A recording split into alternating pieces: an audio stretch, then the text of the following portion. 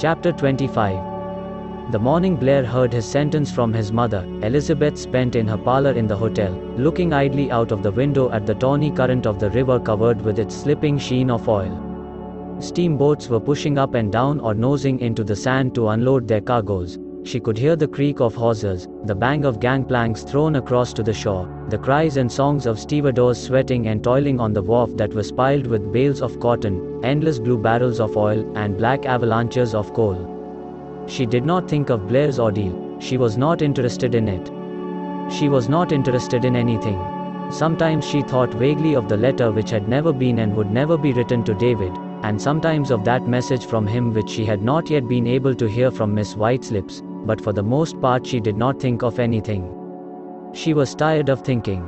She sat huddled in a chair, staring dully out of the window. She was like a captive bird, moping on its perch, its poor bright head sinking down into its tarnished feathers.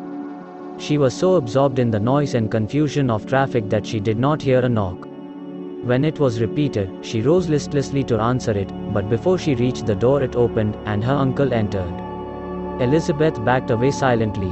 He followed her, but for a moment he was silent, too. It seemed to Robert Fergusson as if youth had been wiped out of her face. Under the shock of the change in her, he found for a moment nothing to say. When he spoke his voice trembled with anger. She thought. "Mrs. Ritchie wrote me that I must come and see you. I told her I would have nothing to do with you." Elizabeth sat down without speaking. "I don't see what good it does to come," he said, staring at the tragic face. "Of course you know my opinion of you." She nodded. "So why should I come?" "I don't know." "Well, I'm here. And you may come home sometimes, if you want to. Miss White is willing to see you, I believe." "Thank you, Uncle Robert." As she spoke, the door of the elevator in the hall clanged shut, and the next moment Blair entered. He carried a loose twist of white paper in his arms, and when, at the sight of Robert Fergusson, he tossed it down on the table, it fell open, and the fragrance of roses overflowed into the room. Raging from the lash of his mother's tongue, he had rushed back to the hotel to tell Elizabeth what had happened, but in spite of his haste he stopped on the way to get her some flowers. He did not think of them now, nor even of his own wrongs, for here was Robert Fergusson attacking her. "Mr. Fergusson," he said, quietly, but reddening to his temples, "of course you know that in the matter of Elizabeth's hasty marriage I am the only one to blame. But though you blame me, I hope you will believe that I will do my best to make her happy." Illustration. "Of course you know my opinion of you." "I believe," said Elizabeth's uncle, "that you are a damned scoundrel." He took up his hat and began to smooth the nap on his arm. Then he turned to Elizabeth, and in his heart he damned Blair Maitland more vigorously than before. The lovely color had all been washed away by tears, the amber eyes were dull, even the brightness of her hair seemed dimmed. It was as if something had breathed upon the sparkle and clearness. It was like seeing her through a mist. "So," barking fiercely to keep his lip from shaking, he said, "and I hope you understand, Elizabeth, I have no respect for you, either." She looked up with faint surprise. "Why, of course not. I insist," Blair said, peremptorily, "that you address my wife with respect or leave her presence." Mr. Fergusson put his hat down on the table, not noticing that the roses spotted it with their wet petals, and stared at him. "Well, upon my word," he said, "do you think I need you to instruct me in my duty to my niece?" Then, with sudden, cruel insight, he added, "David Ritchie's mother has done that." As he spoke he bent over and kissed Elizabeth. Instantly, with a smothered cry, she clung to him. There was just a moment when, her head on his breast, he felt her soft hair against his cheek, and a minute later, she felt something wet on her cheek. They had both forgotten Blair. He slunk away and left them alone. Robert Fergusson straightened up with a jerk. Where's my hat?" he said, angrily. "She said I was hard. She doesn't know everything." But Elizabeth caught his hand and held it to her lips. When Blair came back she was quite gentle to him. "Yes, the roses were very pretty. Yes, very sweet." "Thank you, Blair," she said, but she did not ask him about his interview with his mother. She had forgotten it. He took the stab of her indifference without wincing, but suddenly he was comforted, for when he began to tell her what his mother was going to do, she was sharply aroused. She lifted her head, that spirited head which in the old days had never drooped, and looked at him in absolute dismay. Blair was being punished for a crime that was more hers than his. "Oh," she said, "it isn't fair. I'm the one to blame, it isn't fair." The indignation in her voice made his heart leap. "Of course it isn't fair. But Elizabeth, I would pay any price to know that you were my wife." He tried to take her hand, but she pushed him aside and began to pace about the room. "It isn't right," she said. "She shan't treat you so." She was almost like the old, furious Elizabeth in that gust of distress at her own responsibility for an injustice to him. But Blair dared to believe that her anger was for his sake, and to have her care that he should lose money made the loss almost welcome. He felt, through his rage at his mother, a thrill of purpose, a desire to amount to something, for Elizabeth's sake, which, if she could have known it, might have comforted Sarah Maitland, sitting in her dreary bedroom, her face hidden in her hands. "Dearest, what do I care for her or her money?" he cried out. "I have you." Elizabeth was not listening to him. She was thinking what she could do to save him from his mother's displeasure. "I'll go and see her, and tell her it was my fault," she said to herself. She had a vague feeling that if she could soften Mrs. Maitland, she and Blair would be quits. She did not tell him of her purpose, but the mere having a purpose made her face alert, and it seemed to him that she identified herself with him and his interests. His eager denial of her self-accusation that she had injured him, his ardent impulse to protect her from any remorse, to take all the blame of a possible mistake on his own shoulders, brought an astonishing unselfishness into his face. But Elizabeth would not let him blame himself. "It was all my fault," she insisted. "I was out of my head." At that he frowned sharply. "When you are eaten up with jealousy," his mother had said. Oh, he did not need his mother to tell him what jealousy meant. Elizabeth would not have married him if she had not been out of her head. "She still thinks of him," he said to himself, as he had said many, many times in these 2 months of marriage, months of alternate ecstasies and angers, of hopes and despairs. As for her indignation at the way he had been treated, it meant nothing personal, after all. In his disappointment he went out of the room in hurt silence and left her to her thoughts of him. This was the way most of their talks ended. But Elizabeth's indignation did not end. In the next 2 days, while Mrs. Maitland was in Philadelphia making her naive offer to David, she brooded over the situation. "I won't have Blair punished for my sins," she said to herself. "I won't have it." Her revolt at an injustice was a faint echo of her old violence. She had no one to talk to about it. Nanny was too shy to come to see her, and Miss White too tearful to be consulted. But she did not need advice. She knew what she must do. The afternoon following Mrs. Maitland's return from Philadelphia, she went to see her. She found Nanny in the parlor, sitting forlornly at her drawing board. Nanny had heard, of course, from Blair, the details of that interview with his mother, and in her scared anger she planned many ways of making Mama nice to Blair, but she had not thought of Elizabeth's assistance. She took it for granted that Elizabeth would not have the courage to face Mama. "I have come to see Mrs. Maitland," Elizabeth said. "Is she in the dining room?" Nanny quailed. "Oh, Elizabeth, how do you dare? But do go, and make her forgive him. She wouldn't listen to me. And after all, Elizabeth, you know that you—" "Yes, I'm the one," Elizabeth said, briefly, and went swiftly across the hall. She stood for a moment by Sarah Maitland's desk unnoticed. "Mrs. Maitland." Elizabeth's voice was peremptory. Blair's mother put her pen down and looked up over her spectacles. "Oh, Elizabeth?" "Mrs. Maitland, I came to tell you that you must not be angry at Blair. It was all my fault. I guess, as I told your uncle, it was the pot in the kettle." "Elizabeth. No, no, I was angry, and I was willing. Do you think it excuses Blair if you did throw yourself at his head?" Elizabeth, who had thought that no lesser wound than the one she had dealt herself could hurt her, flinched. But she did not defend herself. "I think it does excuse him to some extent, and that is why I have come to ask you to forgive him." "Oh," said Mrs. Maitland, and paused, then with most disconcerting suddenness, sneezed violently and blew her nose. "Bless you, I've forgiven him." "Then," said Elizabeth, with a gasp of relief, "you won't disinherit him." "Disinherit him? What's that got to do with forgiving him? Of course I will disinherit him, or rather, I have. My will is made, signed, sealed. I've left him an income of $1,000 a year. That will keep you from starvation. If Blair is worth more, he'll earn more. If he isn't, he can live on $1,000 as better men than he have done. Or he can go to the workhouse. Your uncle can take care of you. I reckon I've paid taxes in this county long enough to entitle my son to go to the workhouse if he wants to. But Mrs. Maitland, Elizabeth protested, hotly, it isn't fair, just because I let him marry me, to punish him. Mrs. Maitland struck her fist on the arm of her chair. You don't know what you are talking about. I am not punishing him. That's the last thing I was thinking of. If there's any punishing going on, I'm the one that's getting it. Listen, Elizabeth, and I'll try to explain. You look as if you had some sense, so maybe you can understand. Nanny couldn't, she has no brains. And Blair wouldn't, I guess he has no heart. But this is how it is, Blair has always been a loafer, that's why he behaved as he did to you. Satan finds some mischief still, you know?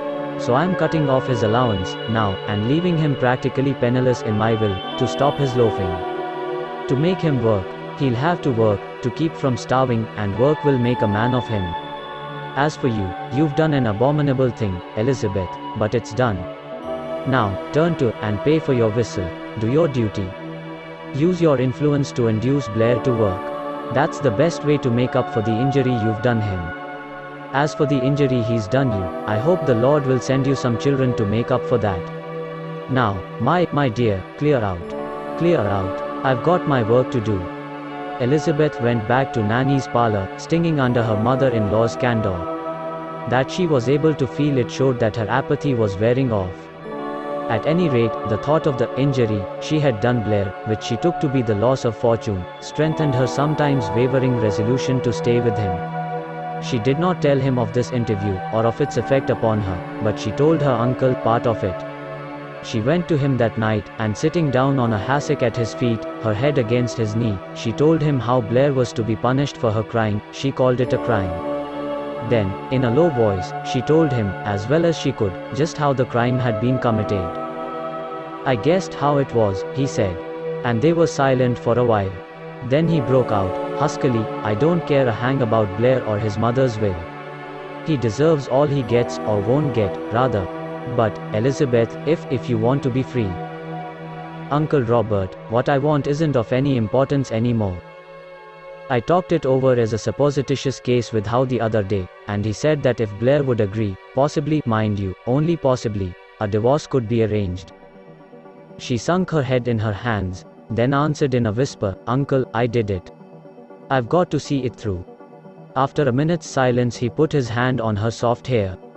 Bully for you, Elizabeth, he said, brokenly. Then, to escape from the emotional demand of the moment, he began to bark, you are outrageously careless about money.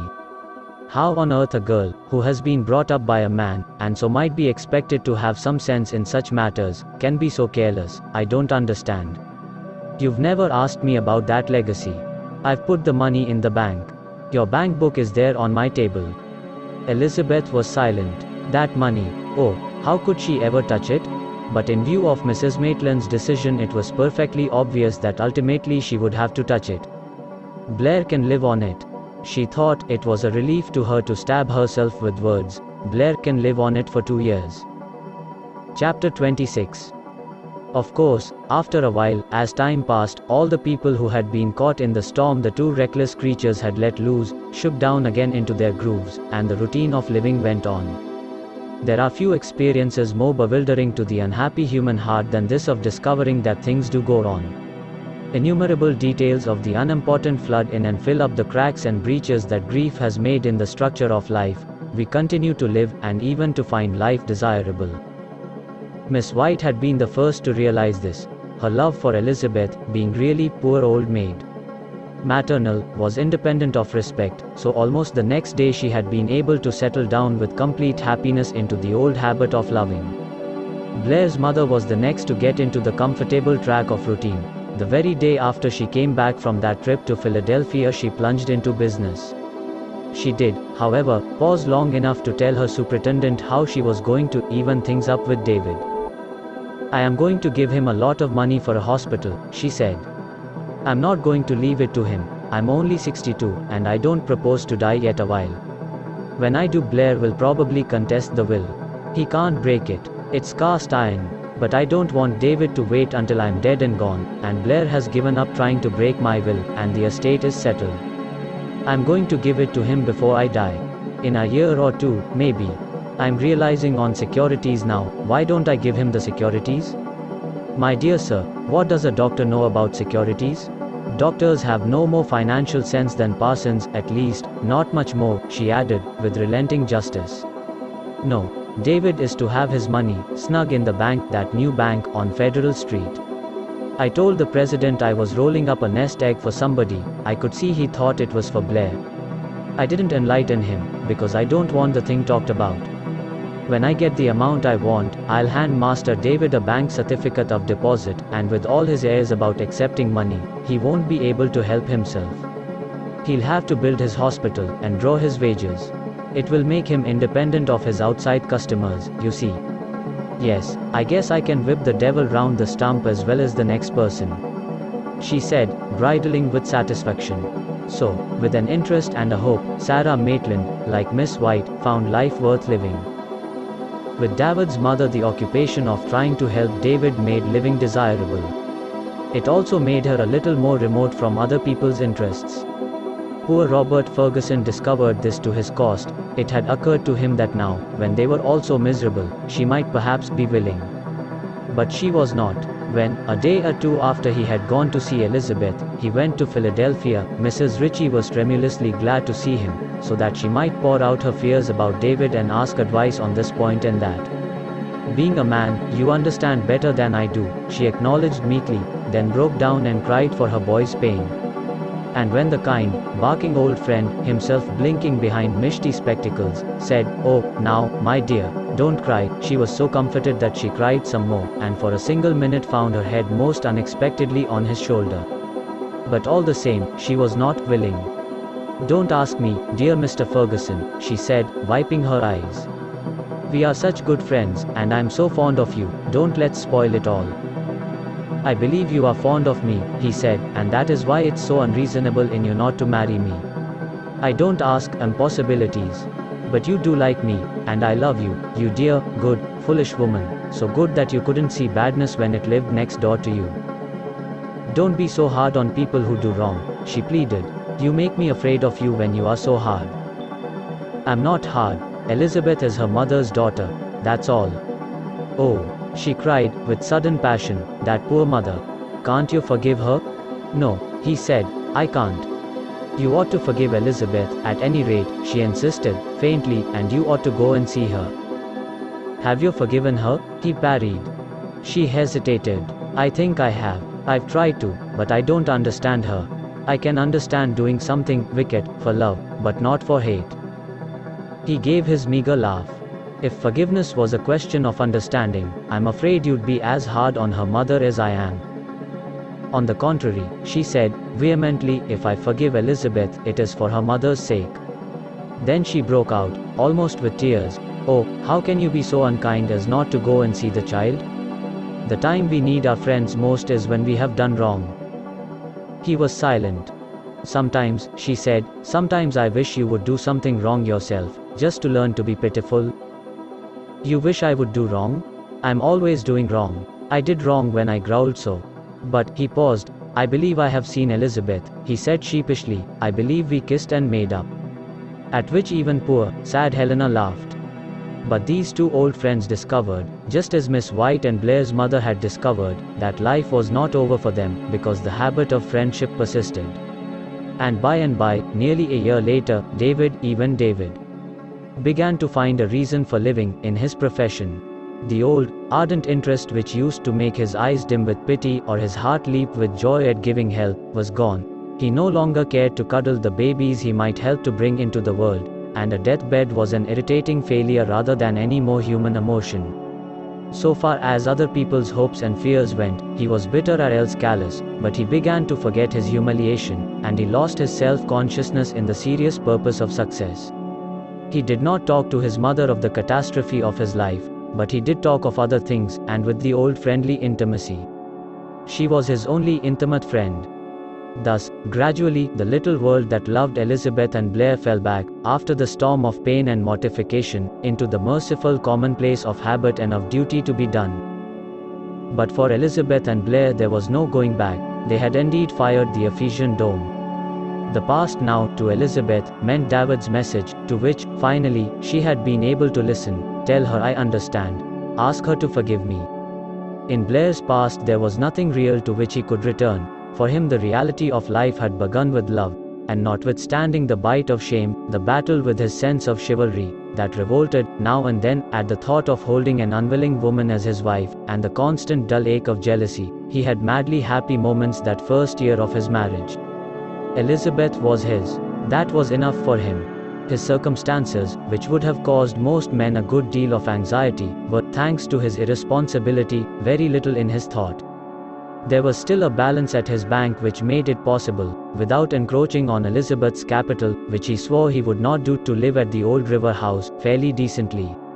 He was, however, troubled because he could not propitiate Elizabeth with expensive gifts, and almost immediately after that interview with his mother, he began to think about an occupation, merely that he might have more money to spend on his wife. If I could only buy her some jewels.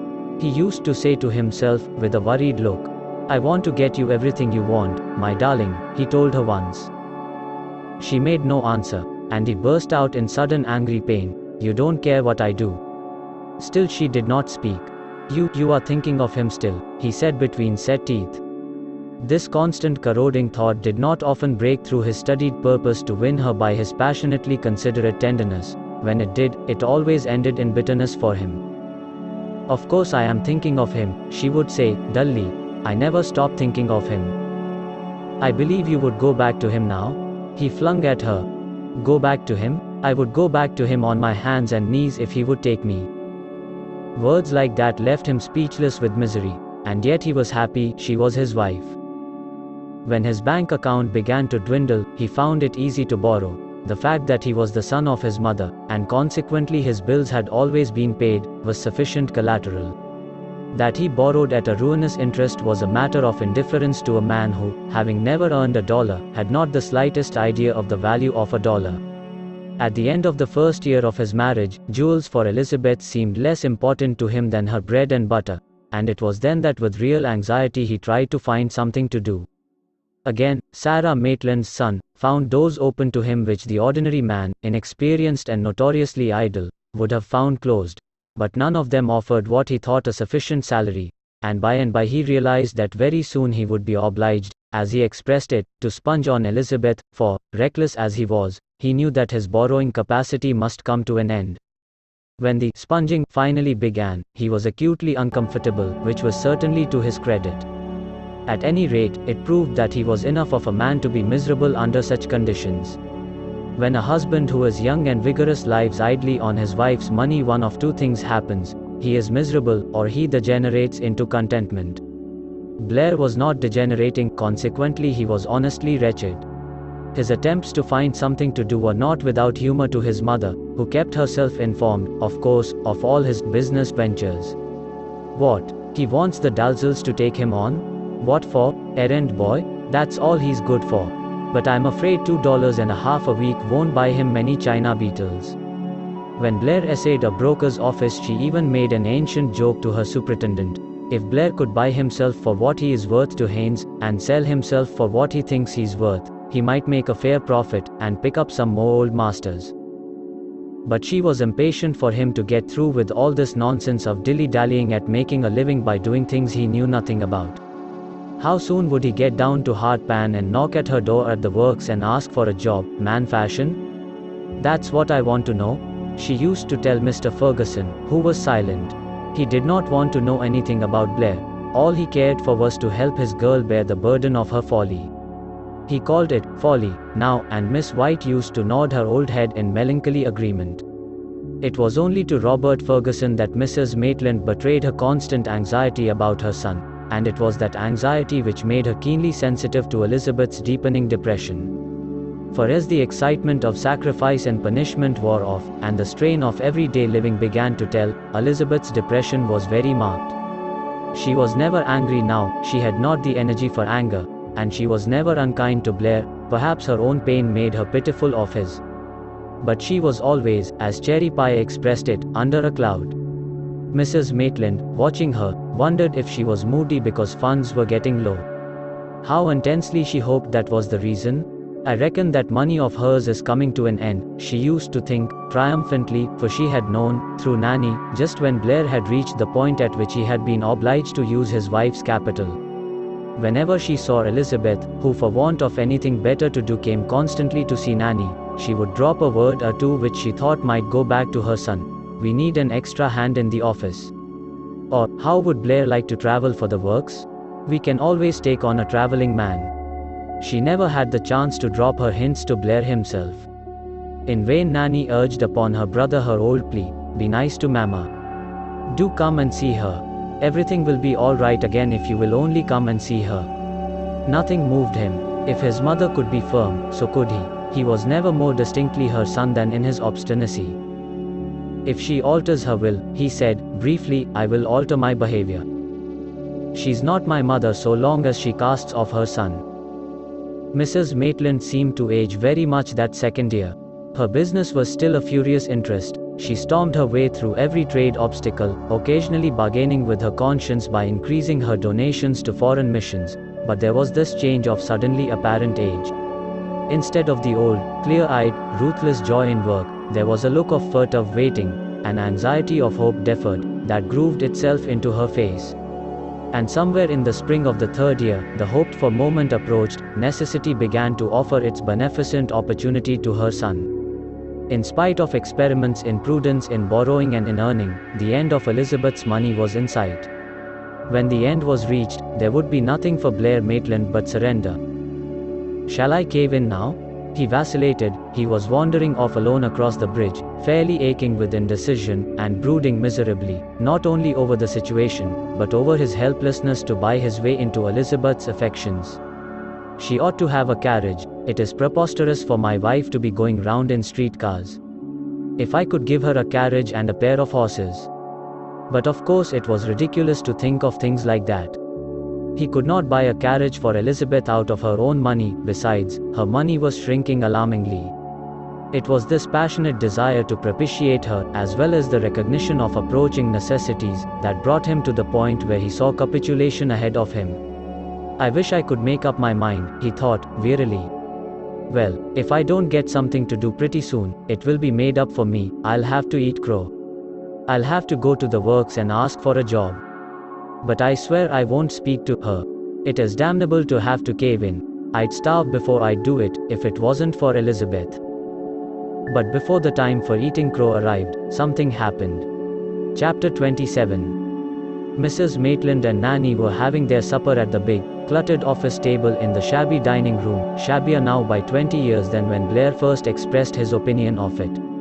In the midst of the silent meal, Sarah Maitland's eye fell on her stepdaughter, and hardened into attention. Nanny looked pale, she thought, and frowned slightly. It occurred to her that the girl might be lonely in the long evenings over there in the parlor, with nothing to do but read foolish little stories, or draw foolish little pictures, or embroider foolish little tidies and things. What a life, she said to herself. It was a shame Blair did not come in and cheer his sister up. Yes, Nanny was certainly very solitary. What a pity David Ritchie had no sense. Now that he can't get Elizabeth, nothing could be more sensible, she said to herself, then sighed. Young men were never very sensible in regard to matrimony. I suppose I ought to do something myself to cheer her up, she thought, a little impatiently, for really it was rather absurd to expect a person of her quality to cheer Nanny. Still, she might talk to her. Of course they had only one topic in common. "Seen your brother lately?" "No, Mama. He went east day before yesterday." "Has he found anything to do?" This was the usual weary question. Nanny gave the usual scared answer. "I think not yet. He is going to look up something in New York. Elizabeth says. Tell Elizabeth the first will take him on at the works, whenever he is ready to come. His belly will bring him to it yet," she ended, with the old, hopeful belief that has comforted parents ever since the fatted calf proved the correctness of the expectation. Nanny sighed. Mrs. Maitland realized that she was not cheering her very much. "You ought to amuse yourself," she said, severely. "How do you amuse yourself?" "I draw," Nanny managed to say. She really could not think of any other amusement. Then her stepmother had an inspiration. "Would you like to come over to the furnace and see the night cast? It's quite a sight, people say." Nanny was dumbfounded at the attention. Mama offering to take her to the works. To be sure, it was the last thing on earth she would choose to do, but if her stepmother asked her, of course she could not say no. She said yes, reluctantly enough, but Mrs. Maitland did not detect the reluctance. She was too pleased with herself at having thought of some way of entertaining the girl. "Get your bonnet on, get your bonnet on," she commanded, in high good humor. And Nanny, quailing at the thought of the works at night, "It's dreadful enough in the daytime," she said to herself, put on her hat, in trembling obedience. "Yes," Mrs. Maitland said, as she tramped down the cinder path toward the mills, Nanny almost running at her heels. "Yes, the cast is a pretty sight, people say. Your brother once said that it ought to be painted." "Well, I suppose there are people who care for pictures," she said, incredulously. "I know I'm $5,000 out of pocket on account of a picture," she ended, with a grim chuckle. As they were crossing the yards, the cavernous glooms of the works, under the vast stretch of their sheet iron roofs, were lighted for dazzling moments by the glow of molten metal and the sputtering roar of flames from the stacks. A network of narrow gauge tracks spread about them, and the noises from the mills were deafening. Nanny clutched nervously at Mrs. Maitland's arm, and her stepmother grunted with amusement. "Hold on to me," she shouted. She had to shout to make herself heard. "There's nothing to hurt you. Why, I could walk around here with my eyes shut." Nanny clung to her frantically. If she protested, the soft flutter of her voice did not reach Mrs. Maitland's ears. A few steps farther brought them into the comparative silence of the cast house of the furnace, and here they paused while Sarah Maitland spoke to one of the keepers. Only the furnace itself was roofed. Beyond it the stretch of molded sand was arched by the serene and starlit night. "That's the pig bed out there," Mrs. Maitland explained, kindly. "See, Nanny? Those cross trenches in the sand they call sows. The little hollows on the side are the pigs. When they tap the furnace, the melted iron will flow down into understand?" "Mama, I'd like to go home," poor Nanny managed to say. "It scares me." Mrs. Maitland looked at her in astonishment. "Scares you? What scares you?" "It's so dreadful," Nanny gasped. "You don't suppose I'd bring you anywhere where you could get hurt?" her stepmother said, incredulously. She was astonished to the point of being pained. How could Herbert's girl be such a fool? She remembered that Blair used to call his sister the "frayed cat." Good name, she thought, contemptuously. She made no allowance for the effect of this scene of night and fire, of stupendous shadows and crashing noises, upon a little bleached personality, which for all these years, had lived in the shadow of a nature so dominant and aggressive that, quite unconsciously, it sucked the color and the character out of any temperament feebler than itself.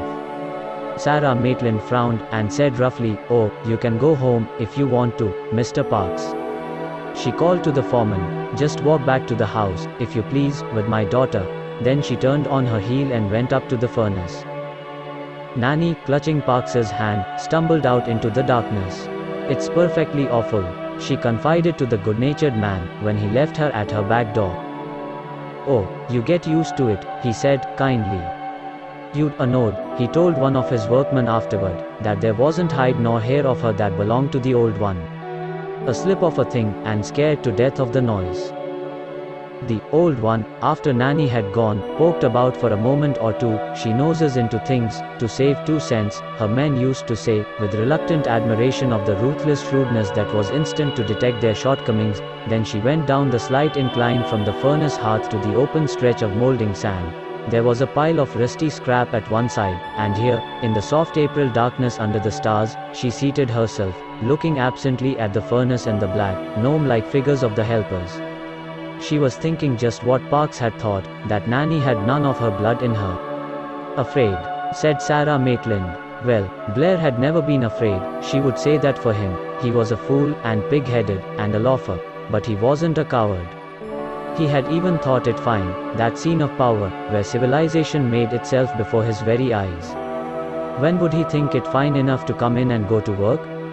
Come in, and take his part in making civilization? Then she noticed the bending figure of the keeper opening the notch of the furnace. Instantly there was a roar of sparks, and a blinding white gush of molten iron flowing like water down into the sand runner. The sudden, fierce illumination drowned the stars overhead and brought into clear relief her own figure, sitting there on the pile of scrap watching the flowing iron.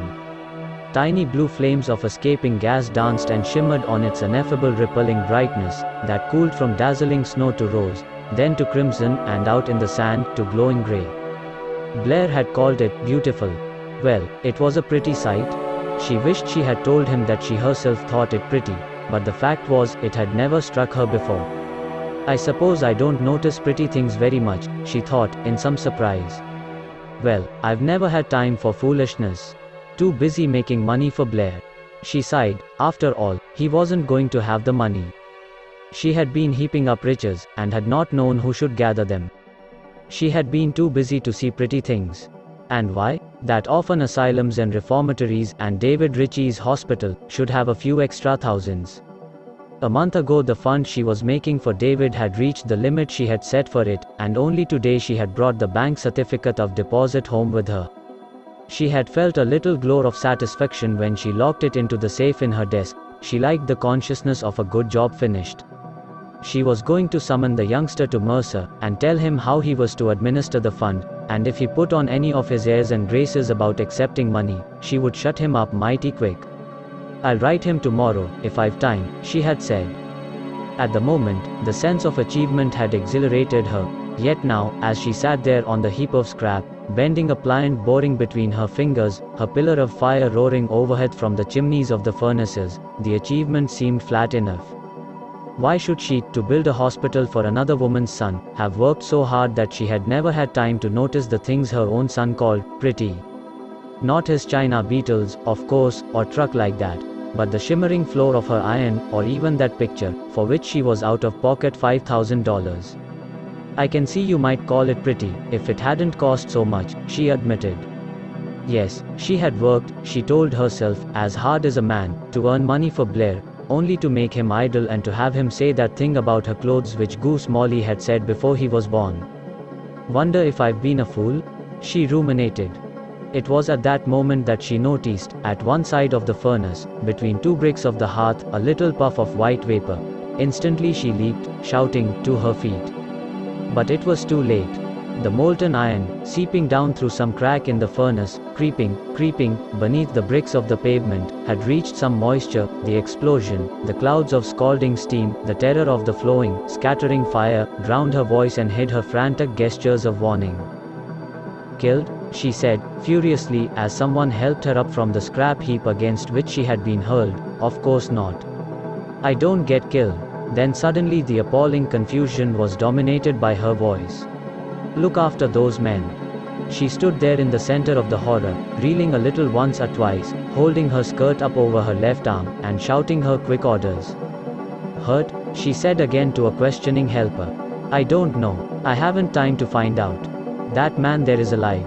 Get a doctor. She did not leave the works until two badly burned men had been carried away, and two dead bodies lifted out of the reek of steam and the spatter of half-chilled metal.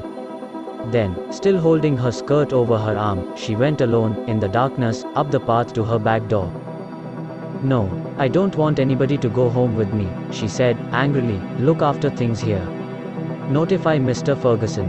I'll come back. When she banged open her own door, she had only one question. Is Nanny all right? Harris, gaping with dismay, and stammering, my goodness.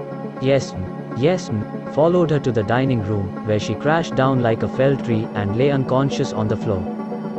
When she began to come to herself, a doctor, for whom Harris had fled, was binding up her torn arm, which, covered with blood, and black with grit and rust, was an ugly sight.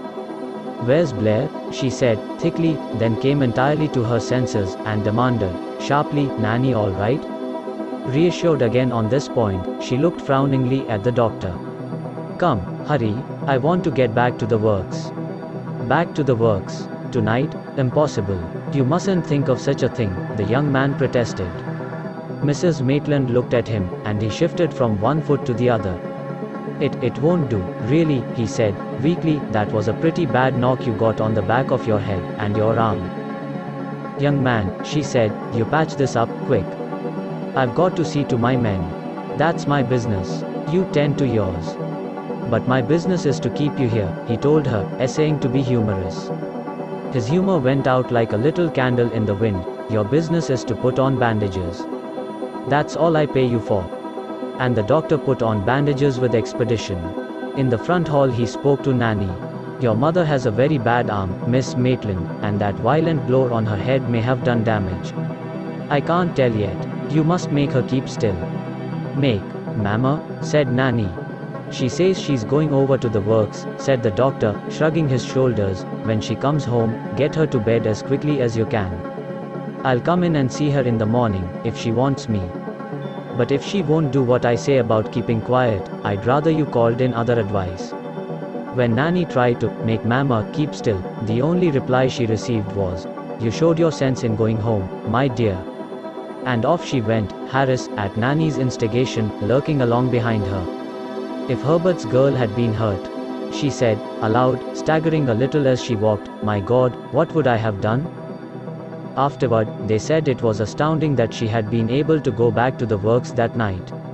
She must have been in very intense pain.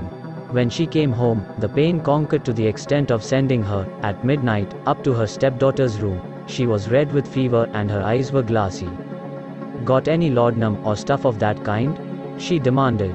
And yet the next day, when the bandages had been changed and there was some slight relief, she persisted in going to the works again. But the third day she gave up and attended to her business in the dining room. If only Blair would come home, Nanny said, I think, perhaps, she would be nice to him. Haven't you any idea where he is, Elizabeth? Not the slightest, Elizabeth said, indifferently.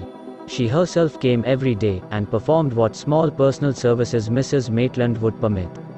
Nanny did not amount to much as a nurse, but she was really helpful in writing letters, signing them so exactly in Sarah Maitland's hand that her stepmother was greatly diverted at her proficiency.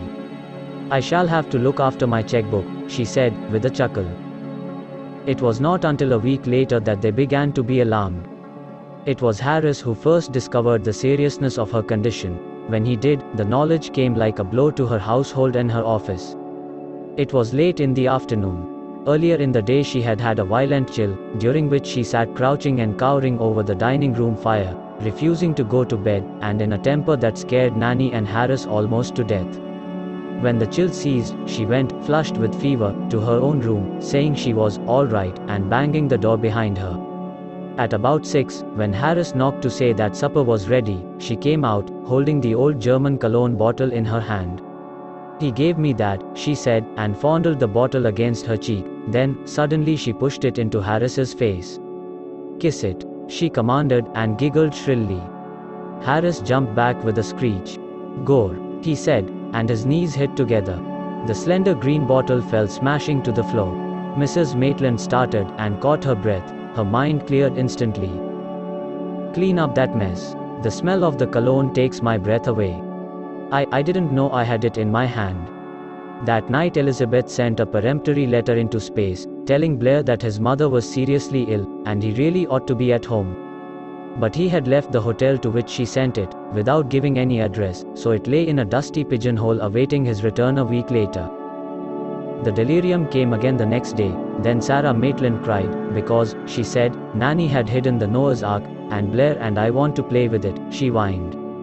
But a moment afterward she looked at her stepdaughter with kind eyes, and said, as she had said a dozen times in the last 10 days, lucky you went home that night, my dear. Of course by this time the alarm was general. The young doctor was supported, at Robert Ferguson's insistence, by an old doctor, who, if he was awed by his patient, at least did not show it. He was even courageous enough to bring a nurse along with him. Miss Baker will spare your daughter, he said, soothingly, when Sarah Maitland, seeing the strange figure in her bedroom, had declared she wouldn't have a fussing woman about. Miss Nanny needs help, the doctor said. Mrs. Maitland frowned, and yielded. But the nurse did not have a good time. In her stiffly starched skirt, with her little cap perched on her head, she went fluttering prettily about, watched all the while by the somber, half-shut eyes. She moved the furniture, she dusted the bureau, she arranged the little row of photographs, and then she essayed to smooth Mrs. Maitland's hair. It was the last straw. The big, grey head began to lift slowly, a trembling finger pointed at the girl. There was only one word. Stop.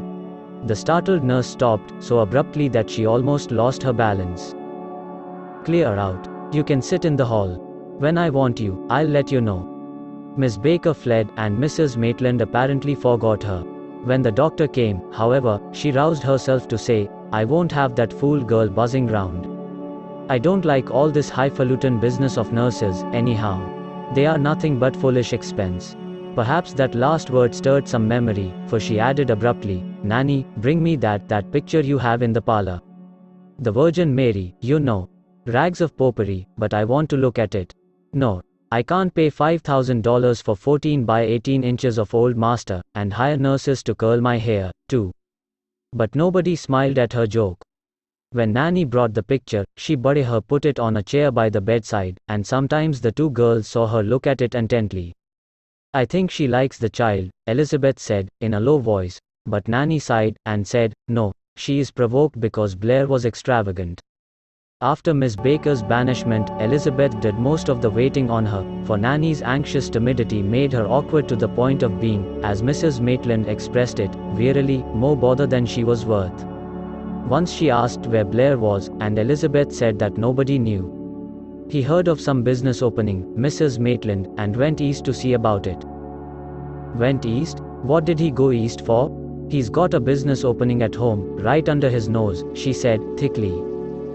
After that she did not ask for him. But from her bed in her own room she could see the dining room door, and she lay there watching it, with expectation smoldering in her half-shut eyes.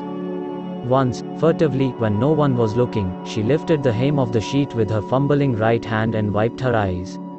For the next few days she gained, and lost, and gained again. There were recurrent periods of lucidity, followed by the terrible childishness that had been the first indication of her condition. At the end of the next week she suddenly said, in a loud voice, I won't stay in bed. And despite Nanny's pleadings, and Miss Baker's agitated flutterings, she got up, and shuffled into the dining room. She stood there, clutching with her uninjured hand a grey blanket that was huddled around her shoulders. Her hair was hanging in limp, disordered locks about her face, which had fallen away to the point of emaciation. She was leaning against the table, her knees shaking with weakness. But it was evident that her mind was quite clear. Bed is a place to die in, she said. I'm well. Let me alone. I shall stay here. She managed to get over to her desk, and sank into the revolving chair with a sigh of relief. Ah, she said, I'm getting out of the woods. Alice. Bring me something to eat. But when the food was put before her, she could not touch it. Robert Ferguson, who almost lived at the Maitland house that week, told her, soothingly, that she really ought to go back to bed, at which she laughed with rough good nature. Don't talk baby talk. I'm getting well, but I've been sick. I've had a scare. So I'm going to write a letter, in case, or here, you write it for me. To Blair? He said, as he took his pen out of his pocket. Blair? No. To David Ritchie about that money. Don't you remember I told you I was going to give him a lot of money for a hospital?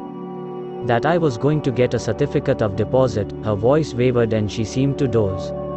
A moment later, when her mind cleared again, her superintendent said, with some effort, aren't you going to do something for Blair? You will get well, I'm sure, but in case your will isn't fair to the boy, you ought to do something for him.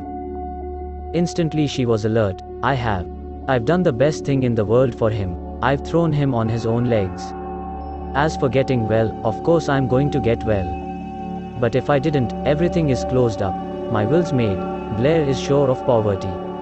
Well, I guess I won't have your right to David today. I'm tired. When I'm out again, I'll tell how to draw up a paper telling him just what the duties of a trustee are. Why don't you marry his mother, and be done with it? I hate to see a man and woman shilly-shally. She won't have me, he said, good-naturedly. In his anxiety he was willing to let her talk of anything, merely to amuse her. Well, she's a nice woman, Sarah Maitland said, and a good woman. I was afraid you were doing the shilly-shallying. And any man who would hesitate to take her, isn't fit to black her boots. Friend Ferguson, I have a contempt for a man who is more particular than his creator. Robert Ferguson wondered what she was driving at, but he would not bother her by a question. What was that I used to say about her? The sick woman ruminated, with closed eyes. Fair and, what was it? 40? No, that wasn't it. 50, he suggested, smiling. She shook her head peevishly. No, that wasn't it.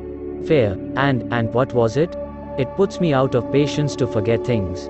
Fair and frail, that was it, frail. Fair and frail. She did not pause for her superintendent's gasp of protest. Yes, first time I saw her, I thought there was a nigger in the woodpile. She won't marry you, friend Ferguson, because she has something on her conscience. Tell her I say not to be a fool. The best man going is none too good for her. Robert Ferguson's heart gave a violent plunge in his breast, but before his angry denial could reach her brain, her thought had wandered. No, no, no, I won't go to bed. Bed is where people die. She got up from her chair, to walk about and show how well she was, but when she reached the center of the room she seemed to crumple up, sinking and sliding down onto the floor, her back against one of the carved legs of the table. Once there, she would not get up. She became so violently angry when they urged her to let them help her to her feet, that they were obliged to yield. We will do more harm by irritating her, the doctor said, than any good we could accomplish by putting her back to bed forcibly.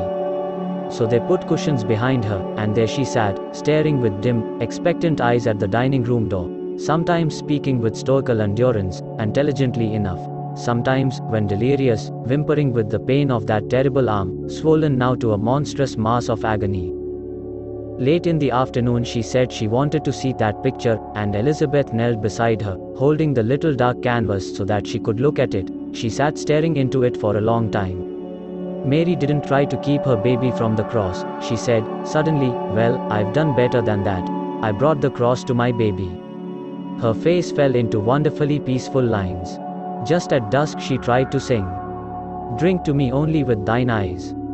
She quavered, my boy sings that beautifully. I must give him a present. A check. I must give him a check. But when Nanny said, eagerly, Blair has written Elizabeth that he will be at home tomorrow. I'll tell him you want to see him. And oh, Mama, won't you please be nice to him? She looked perfectly blank. Toward morning she sat silently for a whole hour sucking her thumb. When, abruptly, she came to herself and realized what she had been doing, the shamed color rose in her face.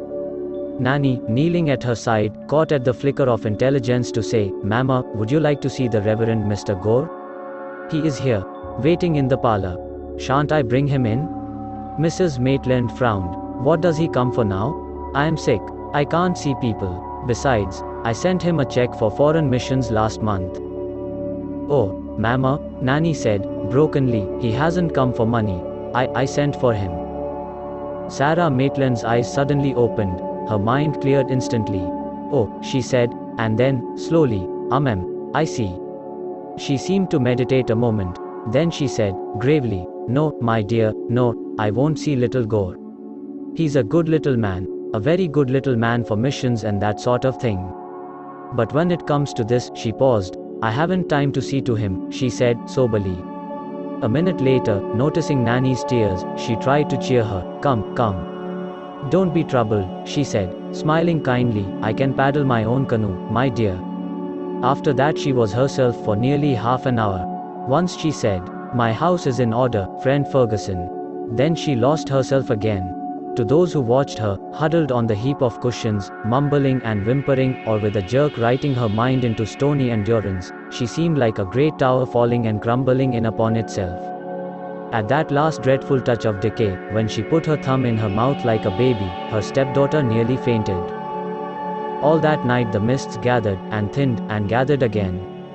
In the morning, still lying on the floor, propped against all the pillows and cushions of the house, she suddenly looked with clear eyes at Nanny. Why, she said, in her own voice, and frowning sharply, that certificate of deposit. I got it from the bank the day of the accident, but I haven't endorsed it. Lucky I've got it here in the house. Bring it to me. It's in the safe in my desk. Take my keys. Nanny, who for the moment was alone with her, found the key, and opening the little iron door in the desk, brought the certificate and a pen dipped in ink. But even in those few moments of preparation, the mist had begun to settle again. I told the cashier it was a present I was going to make. She chuckled to herself. Said he'd like to get a present like that. I reckon he would. Reckon anybody would. Her voice lapsed into incoherent murmurings, and Nanny had to speak to her twice before her eyes were intelligent again. Then she took the pen and wrote, her lips faintly mumbling, pay to the order of, what's the date? She said, dully, her eyes almost shut. Never mind, I don't have to date it. But I was thinking, Blair gave me a calendar when he was a little boy. Blair, and as she spoke his name, she wrote it, Blair Maitland, but just as she did so, her mind cleared, and she saw what she had written. Blair Maitland? She said, and smiled and shook her head. Oh, I've written that name too many times. Too many times. Got the habit. She lifted her pen heavily, perhaps to draw it through the name, but her hand sagged. Aren't you going to sign it, Mama? Nanny asked, breathlessly, and her stepmother turned faintly surprised eyes upon her. Nanny, kneeling beside her, urged again, Mama, you want to give it to Blair. Try, but she did not hear her.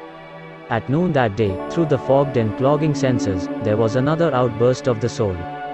They had been trying to give her some medicine, and each time she had refused it, moving her head back and sidewise, and clenching her teeth against the spoon. Over and over the stimulant was urged and forced upon her, when suddenly her eyes flashed open and she looked at them with the old power that had made people obey her all her life. The mind had been insulted by its body beyond endurance. She lifted her big right hand and struck the spoon from the doctor's fingers. I have the right to die. Then the flame fluttered down again into the ashes. When Blair reached the house that afternoon, she was unconscious. Once, at a stab of pain, she burst out crying with fretful wildness, and once she put her thumb into her mouth. At 6 o'clock that night she died. Chapter 28. When the doctor came to tell Nanny that Sarah Maitland was dead, he found her in the parlor, shivering up against her brother. Blair had come to his mother's house early that afternoon. A note from Elizabeth, awaiting him at the river house, had told him of the gravity of Mrs. Maitland's condition, and bidden him come instantly. As he read it, his face grew tense. Of course I must go, he said, but there was no softening in his eyes. In all these months, in which his mother's determination had shown no weakening, his anger had deepened into the bitterest animosity. Yet curiously enough, though he hated her more, he disliked her less. Perhaps because he thought of her as a force rather than as a mother, a power he was fighting, force against force. And the mere sense of the grapple gave him a feeling of equality with her which he had never had.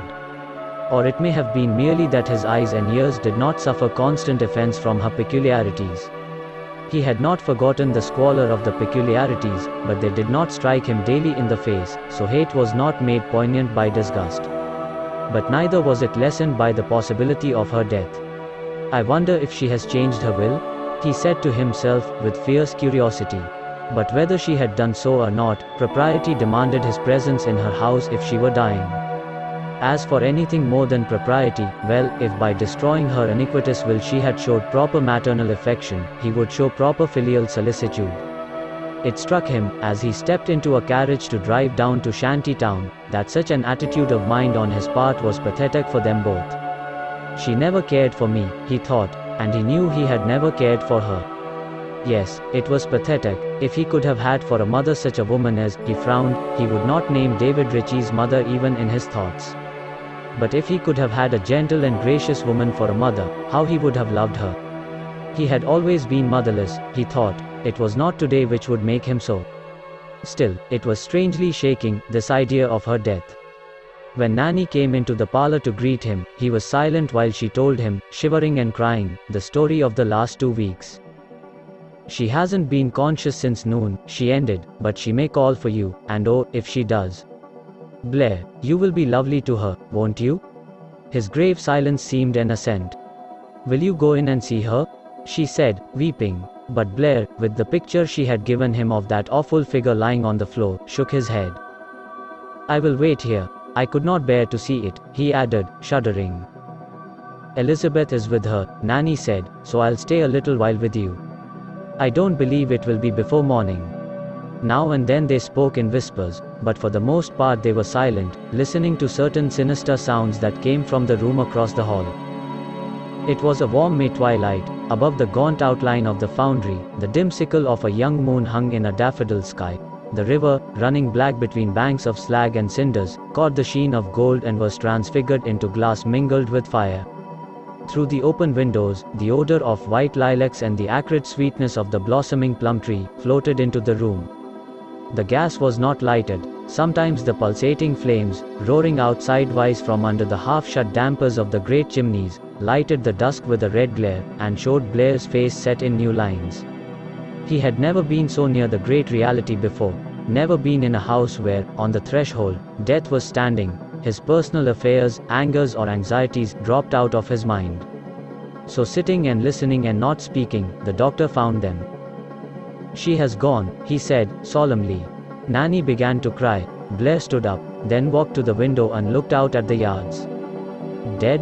For a moment the word had no meaning. Then, abruptly, the old, elemental meaning struck him like a blow. That meaning which the animal in us knows, before we know the acquired meanings which grief and faith have put into the word. His mother was not. It was incredible. He gasped as he stood at the window, looking out over the blossoming lilacs at the works, black against a fading saffron sky. 10 minutes ago his mother was in the other room, owning those works. Now, the sheer impossibility of imagining the cessation of such a personality filled him with an extraordinary dismay. He was conscious of a bewildered inability to believe what had been said to him. Mr. Ferguson, who had been with Sarah Maitland when the end came, followed the doctor into the parlor, but neither he nor Blair remembered personalities. They stood together now, listening to what the doctor was saying. Blair, still dazed and unbelieving, put his arm round Nanny and said, "Don't cry, dear, Mr. Ferguson, tell her not to cry." And the older man said, "Make her sit down, Blair, she looks a little white." Both of them had forgotten individual resentments or embarrassments. When some people die, it is as if a candle flame were gently blown out, but when, on the other side of the hall, this big woman lay dead on the floor, it seemed to the people who stood by as if the whole machinery of life had stopped. It was so absorbing in its astonishment that everything else became simple. Even when Elizabeth entered, and came to put her arms around Nanny, Blair hardly noticed her. As the doctor and Robert Ferguson spoke together in low tones, of terrible things they called arrangements, Sarah Maitland's son listened, and tried to make himself understand that they were talking of his mother. "I shall stay until everything has been done," Mr. Ferguson said, after the doctor left them. "Blair, you and Elizabeth will be here, of course, tonight? Or else I'll stay. Nanny mustn't be alone." Blair nodded. "Of course," he said. At which Nanny, who had been crying softly to herself, suddenly looked up. "I would rather be by myself. I don't want anyone here. Please go home with Elizabeth, Blair. Please." "But Nanny dear, I want to stay," Blair began. Gently, she interrupted him, almost hysterically. "No, please. It troubles me. I would rather you didn't. I want to be alone." "Well," Blair said, vaguely. He was too dazed to protest. Robert Ferguson yielded too, though with a little surprise at her vehemence. Then he turned to Blair. "I'll give you some telegrams that must be sent," he said, in the old friendly voice. It was only when he wrote a dispatch to David's mother that the world was suddenly adjusted to its old levels of anger and contempt. "I'll send this myself," he said, coldly. Blair, with instant intuition, replied as coldly, "Oh, very well." He and Elizabeth went back to the hotel in silence, each deeply shaken by the mere physical fact of death. When they reached the gloomy granite columns of the old river house, Blair left his wife, saying briefly something about walking for a while. He wanted to be alone. This was not because he felt any lack of sympathy in Elizabeth. On the contrary, he was nearer to her than at any time since their marriage, but it was a moment that demanded solitude. So he wandered about Mercer's streets by himself until after midnight, down to the old covered bridge, past Mrs. Tidd's ice cream saloon, out into the country, where the wind was rising, and the treetops had begun to sway against the sky. There is a bond, it appears, between mother and child which endures as long as they do. It is independent of love. Reason cannot weaken it. Hate cannot destroy it. When a man's mother dies, something in the man dies, too. Blair Maitland, walking aimlessly about in the windy May midnight, standing on the bridge watching the slipping twinkle of a star in the inky ripples below him, was vaguely conscious of this. He thought, with a reluctance that was almost repulsion, of her will. He did not want to think of it, it was not fitting. Yet he knew, back in his mind, that within a few days, as soon as decency permitted, he would take the necessary steps to contest it.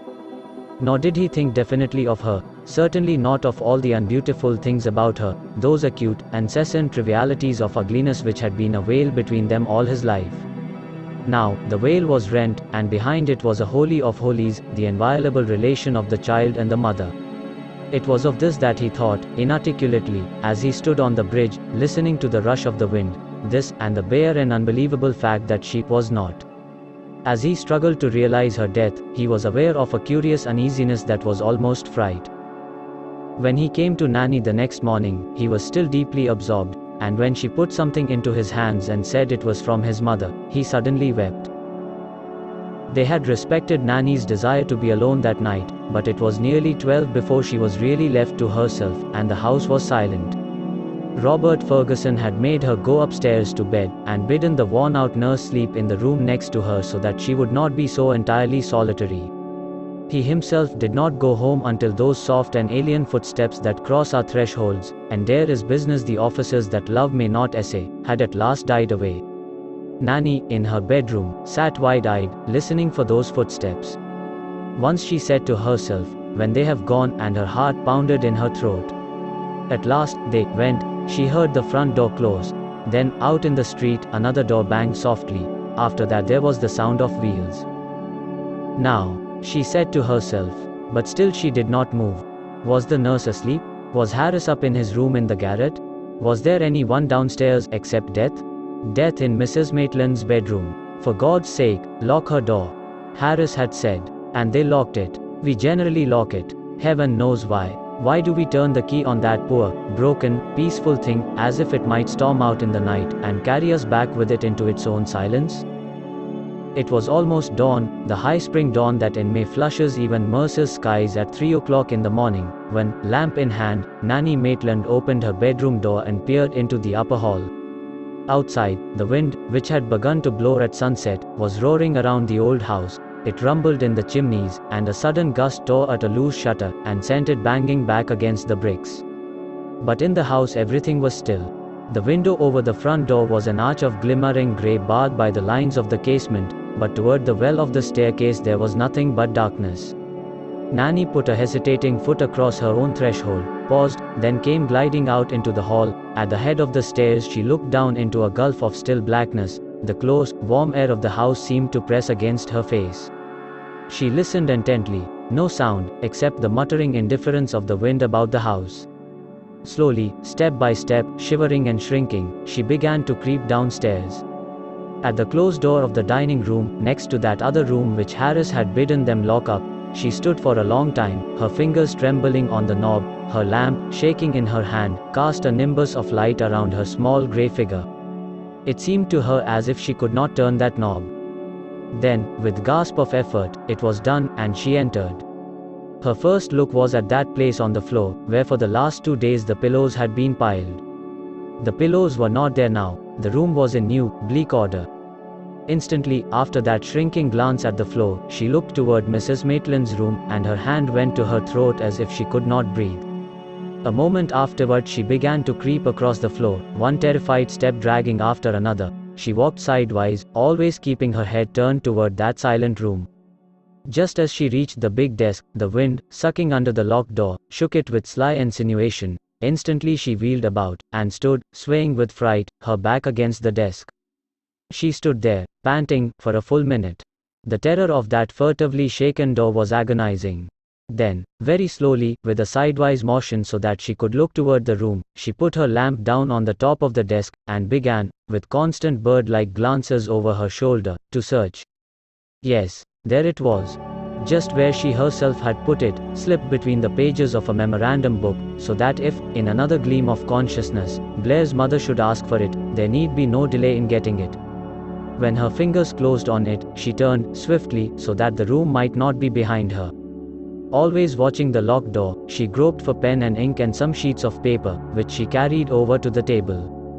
Then she drew up a chair, folded back the sleeves of her wrapper, propped the memorandum book, which had on the inside page the flowing signature of its owner, open before her. Then, slowly and steadily, she began to do the thing she had come to do. Instantly she was calmer. When a great gust of wind rumbled suddenly in the chimney, and a wraith of ashes blew out of the fireplace, she did not even raise her eyes. But once she looked over toward the room, and smiled, as if to say, "It is all right. I am making it all right." It took her a long time, this business that would make it all right, this business that brought her, a creature who all her life had been afraid of her own shadow, creeping down to the dining room, creeping past the room into which death had been locked, creeping over to the desk, to that unsigned endorsement which had been meant for Blair. It took a long time. Sheet after sheet of paper was scrawled over, held up beside the name in the notebook, then tossed into the empty grate. At last she did it. Sarah Maitland. When she had finished, her relief in having done what she could to carry out the purpose of the dying hand was so great that she was able, without once looking over her shoulder, to put the pen and ink back into the desk and set a match to the papers in the fireplace. Indeed, as she took up her lamp to creep upstairs again, she even stopped and touched the knob of the locked door with a sort of caress. But when, with a last breathless rush across the upper hall, she regained her own room, she bolted her door with furious panic-stricken hands, then sank, almost fainting, upon her bed. Chapter 29. The Maitland works were still. High in the dusty gloom of the foundry, a finger of sunshine pointing down from a grimy window touched the cold lip of a cupola and traveled noiselessly over rows of empty molds upon the blackened floor. The cast house was silent. The yards were deserted. The pillar of fire was out, the pillar of smoke had faded away. In the darkened parlor of her great house, Sarah Maitland was still, too. Lines of sunshine fell between the board shutters, and across them wavering motes swam noiselessly from gloom to gloom. The marble serenities of death were without sound, the beautiful, powerless hands were empty, even of the soft futility of flowers. Someone had placed lilies of the valley in them, but her son, with new, inarticulate appreciation, lifted them and took them away. The only sound that broke the dusky stillness of the room was the subdued brush of black garments, or an occasional sigh, or the rustle of a furtively turned page of a hymn book. Except when, standing shoulder to shoulder in the hall, her business associates, with hats held decorously before whispering lips, spoke to each other of her power and her money, who now had neither money nor power, the house was profoundly still. Then, suddenly, from the head of the stairs, a voice fell into the quietness. Lord, let me know mine end and the number of my days, that I may be certified how long I have to live. When thou with rebukes dost chasten man for sin, thou makest his beauty to consume away, like as it were a moth fretting a garment. Every man, therefore, is vanity. For man walketh in a vain show, and disquieteth, the engine of a passing freight cuffed, and a cloud of smoke billowed against the windows. The strips of sunshine falling between the shutters were blotted out, came again, went again. Over and over the raucous running jolt of backing cars, the rattling bump of sudden brakes, swallowed up the voice, declaring the eternal silence. Glory of the celestial is one, and the glory of the terrestrial is of the sun, and another glory of the moon, for one star differeth from dust to dust, ashes to ashes. Out in the street the shadow of her house fell across the meager dooryard, where, on its blackened stems, the Pyrus japonica showed some scattered blood-red blossoms. It fell over Shantytown, that packed the sidewalk and stared from dingy doors and windows. It fell on her men, standing in unrebuked idleness, their lowered voices a mutter of energy held, for this waiting moment, in leash. A boy who had climbed up the lamp post announced shrilly that it was coming. Some girls, pressing against the rusted iron spears of the fence, and sagging under the weight of babies almost as big as themselves, called across the street to their mothers, "Here she is."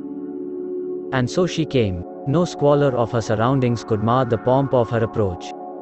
The rumble of her men's voices ceased before it. Shantytown fell silent. Out from between the marble columns of her doorway, out from under the twisted garland of wisteria murmurous with bees, down the curving steps, along the path to the crowded, curious sidewalk, she came. Out of the turmoil and the hurry of her life, out of her triumphs and arrogances and ambitions, out of her careless generosities and her extraordinary successes, she came. And following her, with uncovered head, came the sign and symbol of her failure, her only son. Upstairs, in the front hall, standing a little back from the wide-arched window, Nanny, forbidden by the doctor, because of her fatigue, to go to the grave, and Elizabeth and Miss White, who would not leave her alone, looked down on the slowly moving crowd. When Sarah Maitland's men closed in behind her, nearly 1,000 strong, and the people in twos and threes began to file out of the house, Nanny noiselessly turned a slat of the Venetian blind. Why, there were those Maitlands from the north end. I didn't suppose they remembered our existence, she said, her breath still catching in a sob. And there are the nights, she whispered to Elizabeth. Do you see old Mrs. Knight? I don't believe she's been to call on Mama for 10 years. I never supposed she'd come. Miss White, wiping her eyes as she peered furtively through the blinds, said in a whisper that there was so and that such and such a person was evidently going out to the cemetery. Mrs. Knight is dreadfully lame, isn't she? Nanny said. Poor Mama always called her Goose Molly. It was nice in her to come, wasn't it? Nanny, someone said, softly. And turning, she saw Mrs. Ritchie. I came on last night, Nanny dear. She was a good, kind friend to me. And David is here, too. He hopes you will feel like seeing him. He was very fond of her. Then she looked at Elizabeth. How do you do? How is Blair? She said, calmly. The moment was tense, yet of the 4 women, Elizabeth felt at least. David was in the house. She could not feel anything else. Oh, Mrs. Ritchie, poor Mama, Nanny said, and with Mrs. Ritchie's kind arm about her, she retreated to her own room. Miss White went hurrying downstairs. Elizabeth knew why. As for her, she stood there in the empty hall, quite alone. She heard the carriage doors closing out in the street, the sound of horses' feet, the drag of wheels, even the subdued murmur of shantytown looking on at the show. David was in the house. She went to the end of the hall and stood leaning over the banisters. She could hear Miss White's flurried voice. Then, suddenly, he spoke. It was only some grave word, she did not catch the sense of it, but the sound of his voice. It turned her dizzy. Before she knew it, she sank down on the top step of the stairs, her head against the banisters. She sat there, her face haggard with unshed tears, until Mrs. Ritchie came out of Nanny's room and found her. It was then that David's mother, who thought she had done her best in the courteous commonplace of how do you do, suddenly did better. She stooped down and kissed Elizabeth's cheek. You poor child, she said. Oh, you poor child. The pity of the slender, crouching figure touched even Helena Ritchie's heart, that heart of passionate and resentful maternity. So she was able to kiss her, and say, with wet eyes, poor child. Elizabeth could not speak. Later, when the mother and son had left the house, Miss White came upstairs and found her still sitting dumb and tearless, on the top step. She clutched at Cherry Pie's skirt with shaking hands. Did he say anything? Oh, my poor lamb, old Miss White said, nibbling and crying. How could he, hear? David, coming with his mother over the mountains to be present at Mrs. Maitland's funeral, thought to himself how strange it was that it had taken death to bring him to Mercer. In all those long months of bewildered effort to adjust himself to the altered conditions of life, there had been an undercurrent of purpose. He would see Elizabeth. He would know from her own lips just how things were with her. It seemed to David that if he could do that, if he could know beyond doubt or hope that she was happy, he would himself be cured of the incessant, dull ache of remorse, which quickened sometimes into the stabbing suspicion that she had never really loved him. If she was happy, then he need no longer blame himself for injuring her. The injury he had done himself, he must bear, as men before him had borne, and as men after him would bear, the results of their own sins and follies. He had, of course, long since lost the wincing self-consciousness of the jilted man, just as he had lost the expectation that she would send for him, summon him to storm her prison and carry her away to freedom. That was a boy's thought, anyhow. It was when that hope had completely faded, that he began to say he must see for himself that she was happy and that she did not wish to leave the man who had, at any rate, been man enough to take her, and whom now, very likely, she loved. It was the uncertainty about her happiness that was so intolerable to him. Far more intolerable, he thought, than would be the knowledge that she was content, for that he would deserve, and to the honest mind there is a certain satisfaction in receiving its deserts. But his hatred of Blair deepened a little at the mere suggestion of her contentment. Those evil moments of suspecting her loyalty to him at the time of her marriage were very rare now, though the evil moments of speculating as to how God, or he himself, would finally punish Blair Maitland, were as frequent as ever.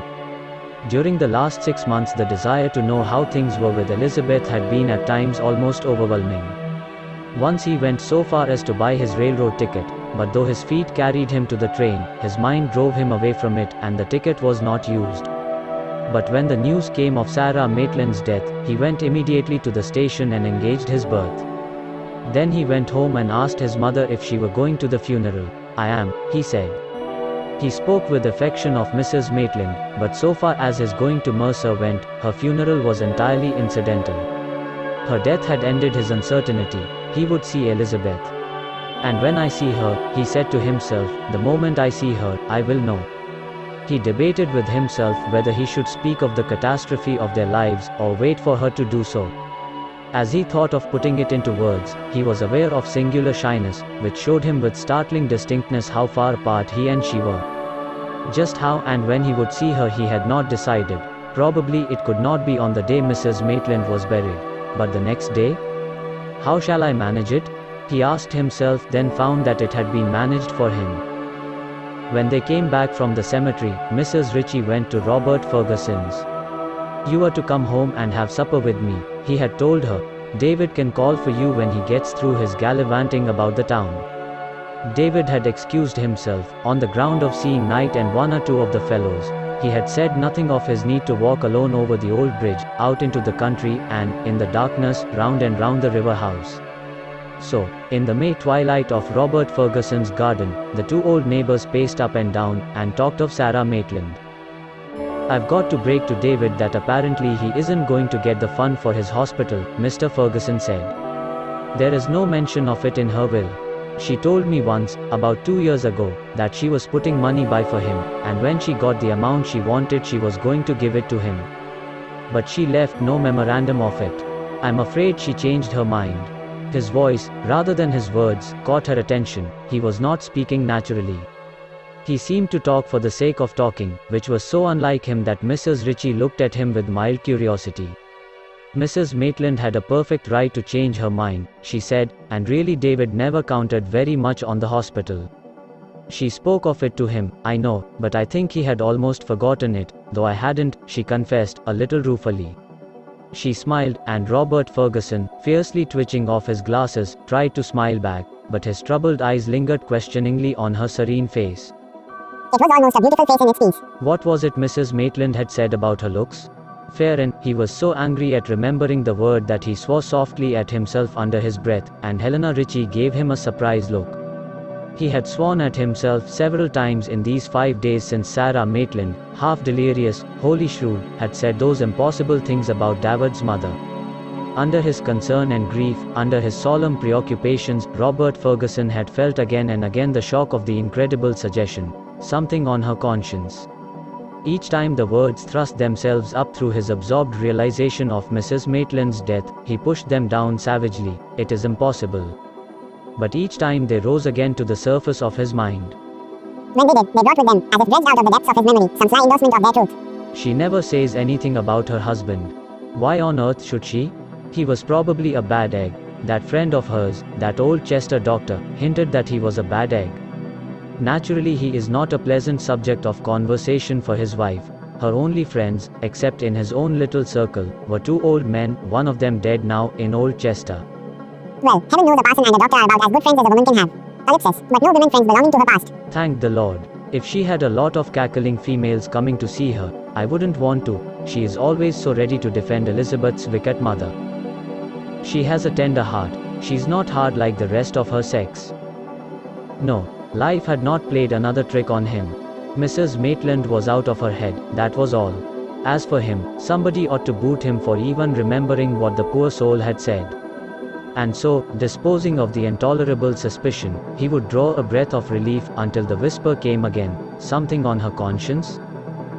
He was so goaded by this fancy of a dying woman, and at the same time so shaken by her death, that, as his guest was quick to see, he was entirely unreal, almost, if one can say such a thing of Robert Ferguson, artificial.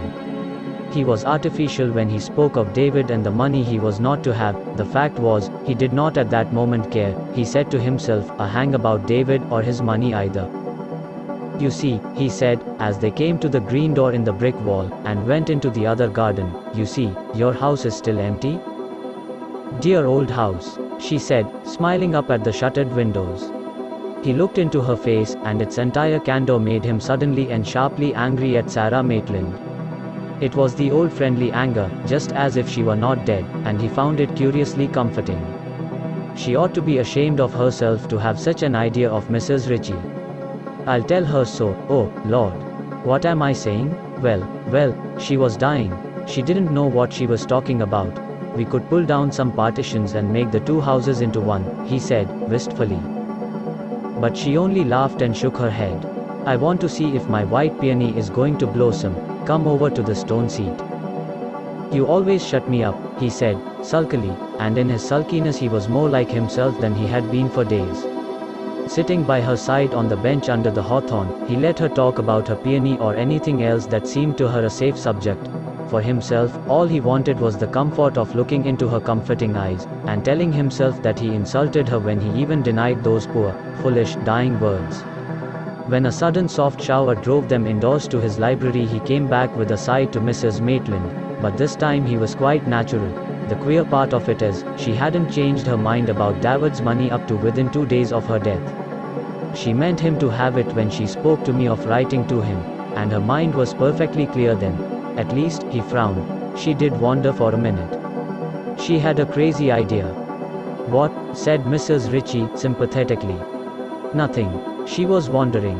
But it was only for a minute, and except for that she was clear. When I urged her to make some provision for Blair, she was perfectly clear. Practically told me to mind my own business. Just like her, he said, sighing. It would have been a great deal of money, Mrs. Ritchie said. Probably David is better off without it. But he knew she was disappointed, and indeed, after supper in his library, she admitted the disappointment frankly enough. He has changed very much, his youth is all gone. He is more silent than ever. I had thought that perhaps the building of this hospital would bring him out of himself. You see, he blames himself for the whole thing. He is still bitter? Oh, I'm afraid so. He very rarely speaks of it. But I can see that he blames himself always. I wish he would talk freely. He will one of these days. He'll blurt it out and then he'll begin to get over it. Don't stop him, and don't get excited, no matter what absurd things he says. He'll be better when he has emptied his heart. I was, after I talked to you and told you that I'd been jilted. I'm afraid it's gone too deep for that with David, she said, sadly. It couldn't go deeper than it did with me, and yet you taught me to forgive her. Yes, and to be glad, too, for if she hadn't thrown me over, I wouldn't have known you. Now stop, Mrs. Ritchie said, with soft impatience. For a meek and mild-looking person, said Robert Ferguson, twitching off his glasses, you have the most infernally strong will. I hate obstinacy. Mr. Ferguson, be sensible. Don't talk that way. Listen, David must see Elizabeth while he is here. This situation has got to become commonplace. I meant to go home tomorrow morning, but if you will ask us all to luncheon. Dinner. We don't have your Philadelphia airs in Mercer. Well, dinner, she said, smiling, we'll stay over and take the evening train. I won't ask Blair. I hate obstinacy, Mrs. Ritchie told him, drolly. Well, I am not so very anxious to see Blair myself. But I do want Elizabeth and David to meet. You see, David means to practice in Mercer. What? Then you will come here to live? When will you come? Next spring, I hope. And it is like coming home again. The promise of the hospital was a factor in his decision, but, even without it, I think he will want to settle in Mercer. She paused and sighed. Her old landlord did not notice the sigh. I'll get the house in order for you right off, he said, beaming. I suppose you'll ask for all sorts of newfangled things. A tenant is never satisfied. He was so happy that he barked and chuckled at the same time. I hope it's wise for him to come, Mrs. Ritchie said, anxiously. I confess I don't feel quite easy about it, because Elizabeth will be here, and though, of course, nobody is going to think of how things might have been, still, it will be painful for them both just at first. That's why I want you to invite us to dinner. The sooner they meet, the sooner things will be commonplace. When a man has once been in love with a woman, Robert Ferguson said, putting on his glasses carefully, he can hate her, but she can never be commonplace to him. And before she knew it, she said, impulsively, please don't ever hate me. He laid a quick hand on hers that was resting in her lap. I'll never hate you and you'll never be commonplace. Dear woman, can't you? She shook her head. The tears stood suddenly in her leaf-brown eyes. Helena, he said, and there was a half-frightened violence in his voice. What is it? Tell me, for heaven's sake, what is it? Do you hate me? No, no, no. If you dislike me, say so. I think I could bear it better to believe you disliked me.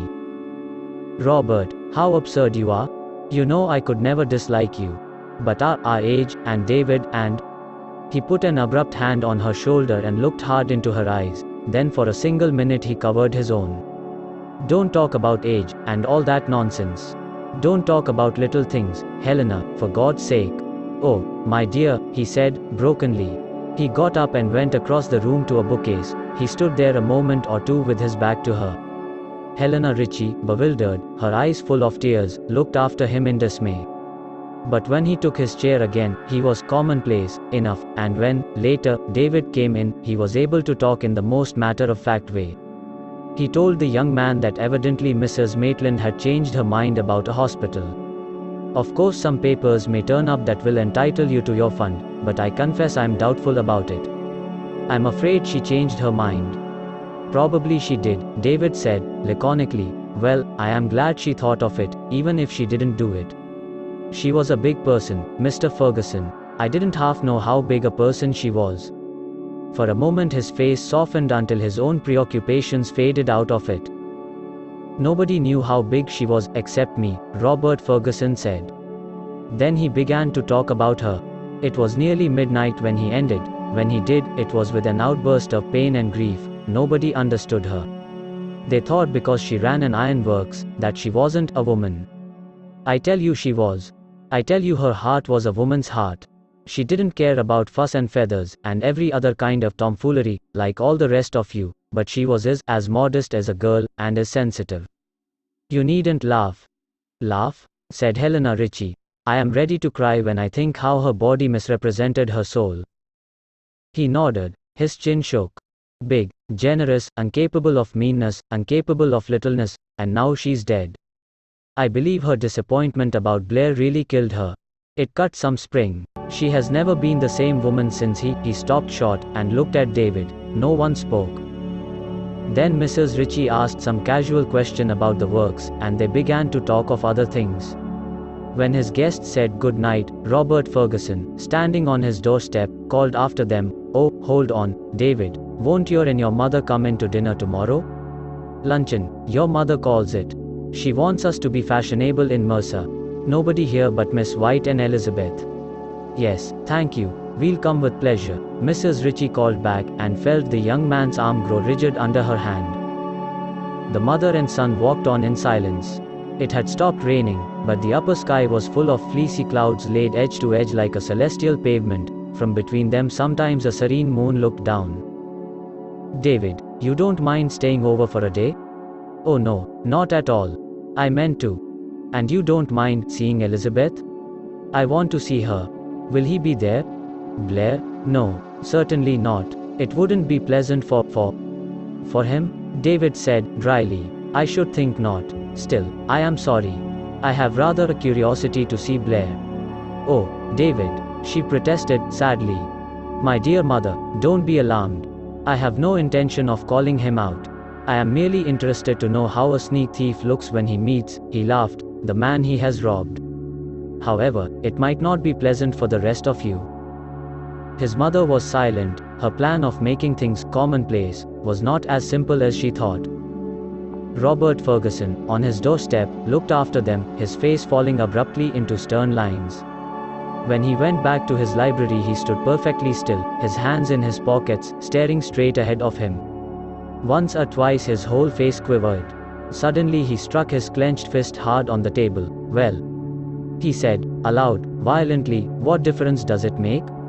He lit a cigar and sat down, his legs stretched out in front of him, his feet crossed. He sat there for an hour, biting on his extinguished cigar. Then he said in an unsteady voice, "She is a heavenly creature."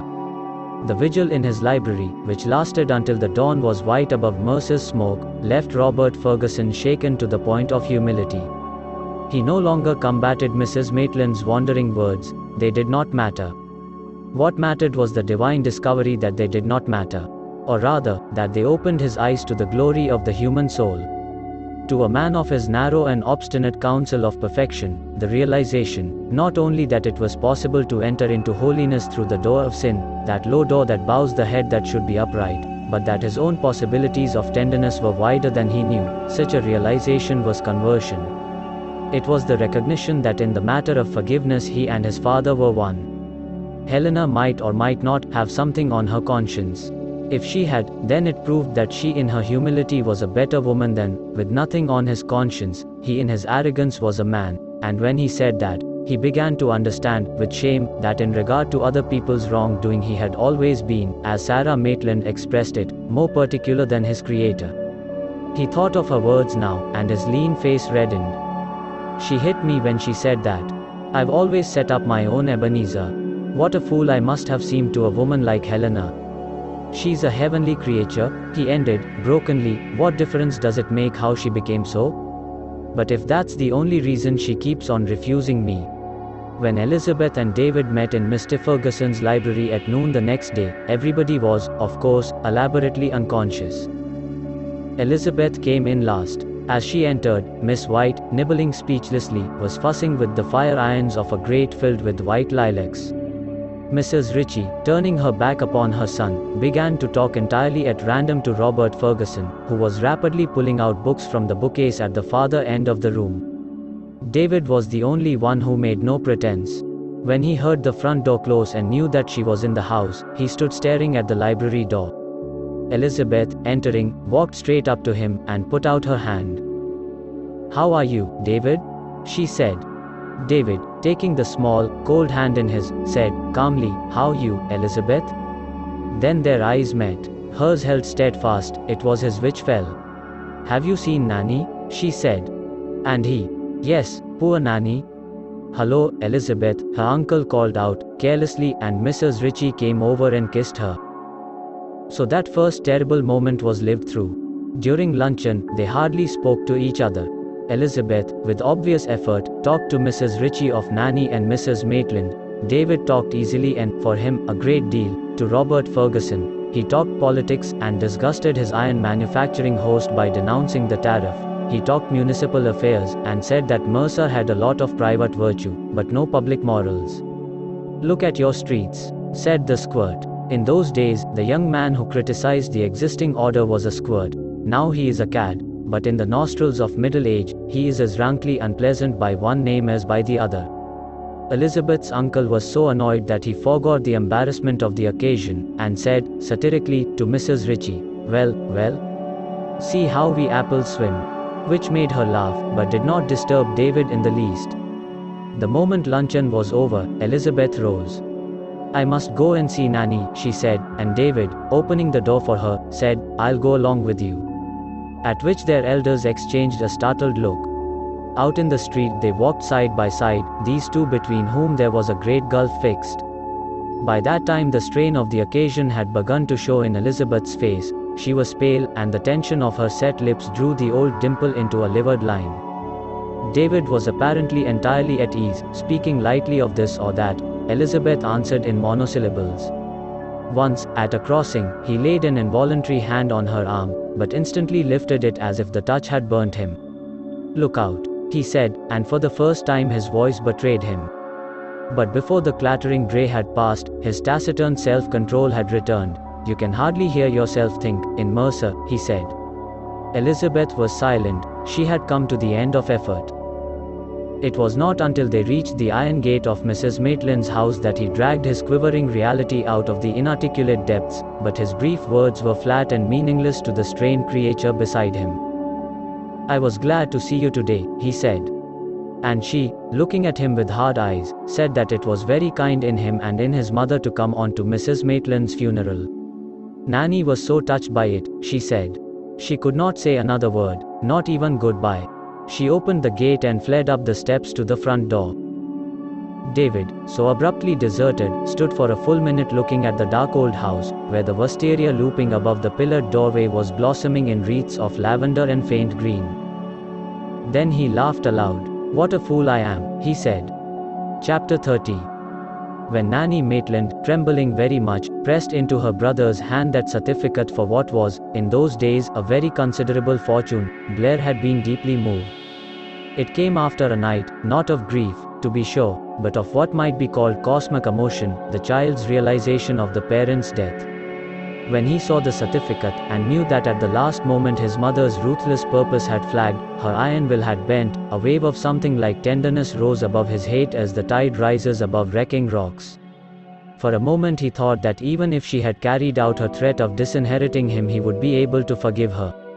But as inevitably the wave of feeling ebbed, and he saw again those black rocks of hate below the moving brightness of the tide, he reminded himself that this gift of hers was only a small part of what belonged to him. In a way it was even a confession that she had wronged him. She had written his name, Nanny told him with a curious tremor in her hands and face, just at the last. It was that last morning, Nanny said, huskily, trying to keep her voice steady. She hadn't time to change her will, but thus shows she was sorry she made it.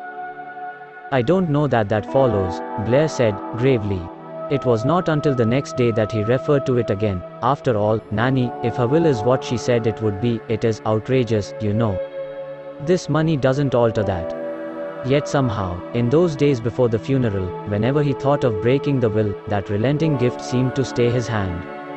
The idea of using her money to thwart her purpose, of taking what she had given him, from affection and a tardy sense of justice, to insult her memory, made him uncomfortable to the point of irritability.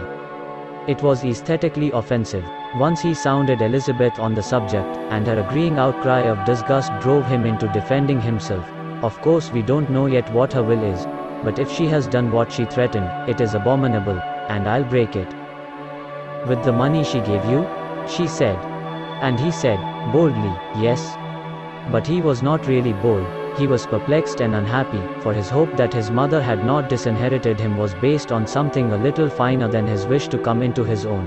It was a real reluctance to do violence to a relationship of which he had first become conscious the night she died. But with that reluctance, was also the instinct of self-defense. I have a right to her money. The day after the funeral he went to Mrs. Maitland's lawyers with a request to see the will. Certainly, the senior member of the firm said, as you are a legatee a copy has already been prepared for you. I regret, Blair, that your mother took the course she did. I cannot help saying to you that we ventured to advise against it. I was aware of my mother's purpose, Blair said, briefly, and added, to himself, she has done it. I shall probably contest the will, he said aloud. Sarah Maitland's old friend and advisor looked at him sympathetically. No use, my boy, it's cast iron. That was her own phrase, cast iron. Then, really sorry for him, he left him in the inner office so that he might read that ruthless document alone. Mrs. Maitland had said it was a pity she could not live to see Blair fight her will. She would like the fun of it. She would not have found any food for mirth if she could have seen her son in that law office reading with set teeth, her opinion of himself, her realization of her responsibility in making him what he was, and a reason for leaving him merely a small income from a trust fund. Had it not been for the certificate in itself a denial of her cruel words, lying at that moment in his breast pocket, he would have been unable to control his fury. As it was, underneath his anger was the consciousness that she had made what reparation she could. When he folded the copy of the will and thrust it into his pocket his face was very pale, but he could not resist saying to old Mr. Howe as he passed him in the outer office, I hope you will be pleased, sir, in view of your protest about this will, to know that my mother regretted her course toward me, and left a message to that effect with my sister. I am glad to hear it, the astonished lawyer said, but Blair did not wait to hear the end of his sentence. He said to himself that even before he made up his mind what to do about the will he must get possession of his money, or the first thing I know some of their confounded legal quibbles will make trouble for me, he said. Certainly there was no trouble for him as yet. The process of securing his mother's gift involved nothing more than the depositing of the certificate in his own bank. The cashier, who knew Sarah Maitland's name very well indeed on checks payable to her son, ventured to offer his condolences. Your late mother was a very wonderful woman, Mr. Maitland. There was no better businessman this side of the Alleghanies than your mother, sir. Blair bowed. He was too absorbed to make any conventional reply. The will, should he or should he not contest it? His habit of indecision made the mere question, apart from its gravity, acutely painful. Not even the probabilities of the result of such a contest helped him to decide what to do. The probabilities were grimly clear. Blair had, perhaps, a little less legal knowledge than the average layman, but even he could not fail to realize that Sarah Maitland's will was, as Mr. Howe had said, iron. Even if it could be broken, it might take years of litigation to do it. And a bird in the hand, Blair reminded himself cynically. But, he told Nanny, a week or two later when she was repeating nervously, for the 20th time, just how his mother had softened toward him, but those confounded orphan asylums make me mad. If she wanted orphans, what about you and me? Charity begins at home. I swear I'll contest the will. Nanny did not smile. She very rarely smiled now. Miss White thought she was grieving over her stepmother's death, and Elizabeth said, pityingly, I didn't realize she was so fond of her. Perhaps Nanny did not realize it herself until she began to miss her stepmother's roughness, her arrogant generosity, her temper, to miss, even, the mere violence of her presence. Then she began to grieve softly to herself. Oh, Mamma, I wish you hadn't died, she used to say, over and over, as she lay awake in the darkness. She lay awake a great deal in those first weeks. All her life Nanny had been like a little leaf whirled along by a great gale of thundering power and purpose which she never attempted to understand, much less contend with. Now, abruptly, the gale had dropped, and all her world was still. No wonder she lay awake at night to listen to such stillness. Apart from grief, the mere shock of sudden quietness might account for her nervousness, Robert Fergusson said, but he was perplexed at her lack of interest in her own affairs. She seemed utterly unaware of the change in her circumstances. That she was a rich woman now was a matter of indifference to her. And she seemed equally unconscious of her freedom. Apparently it never occurred to her that she could alter her mode of life. Except that, at Blair's insistence, she had a maid, and that Harris had cleared the office paraphernalia from the dining room table. Life in the stately, dirty, melancholy old house still ran in those iron grooves which Mrs. Maitland had laid down for herself nearly 30 years before. Nanny knew nothing better than the grooves, and seemed to desire nothing better. She was indifferent to her surroundings, and what was more remarkable, indifferent to Blair's perplexities. At any rate, she was of no assistance to him in making up his mind about the will. His vacillations hardly seemed to interest her. Once he said, suppose instead of contesting it, he should go to work? But she only said, vaguely, that would be very nice. Curiously enough, in the midst of his uncertainties, a little certainty had sprung up. It was the realization that work, merely as work, might be amusing. In these months of tormenting jealousy, of continually crushed hope that Elizabeth would begin to care for him, of occasional shamed consciousness of having taken advantage of a woman, Blair Maitland had had very little to amuse him. So, in those hesitating weeks that followed his mother's death, work, which her will necessitated, began to interest him. Perhaps the interest, if not the amusement, was enhanced by one or two legal opinions as to the possibility of breaking the will. Harry Knight read it, and grinned. Well, old man, as you wouldn't give me the case anyhow, I can afford to be perfectly disinterested and tell you the truth. In my opinion, it would put a lot of cash into some lawyer's pocket to contest this will, but I bet it would take a lot out of yours. You'd come out the small end of the horn, my boy. But Knight was young, Blair reflected, and perhaps his opinion wasn't worth anything. He's Goose Molly's son, he said to himself, with a half-laugh. It was strange how easily he fell into his mother's speech sometimes. With a distrust of Harry Knight's youth as keen as her own might have been, Blair stated his case to a lawyer in another city. Before reading the will, said this gentleman, let me inquire, sir, whether there is any doubt in your mind of your mother's mental capacity at the time the instrument was drawn? My mother was Sarah Maitland, of the Maitland Works, said Blair, briefly, and the lawyer's involuntary exclamation of chagrin would have been laughable, if it had not been so significant. But we should, of course, be glad to represent you, Mr. Maitland, he said. Blair, remembering Harry Knight's disinterested remark about pockets, said, dryly, thanks, very much, and took his departure. He must think I'm Mr. Distick's friend, he told himself. The old joke was his mother's way of avoiding an emphatic adjective when she especially felt the need of it, but he had forgotten that she had ever used it. As he walked from the lawyer's office to his hotel, he was absorbed to the point of fatigue in his effort to make up his mind. but it was characteristic of him that even in his absorption he winced at the sight of a caged robin, sitting, moping on its perch, in front of a tobacconist's. He had passed the poor wild thing and walked a block, before he turned impulsively on his heel, and came back to interview the shopkeeper. "How much will you sell him for?" he said, with that charming manner that always made people eager to oblige him. The robin, looking at him with lackluster eyes, sunk his poor little head down into his dulled feathers. There was something so familiar in the movement, that Blair cringed. "I want to buy the little beggar," he said, so eagerly that the owner mentioned a preposterous price. Blair took the money out of his pocket, and the bird out of the cage. For a minute the captive hesitated, clinging with terrified claws to his rescuer's friendly finger.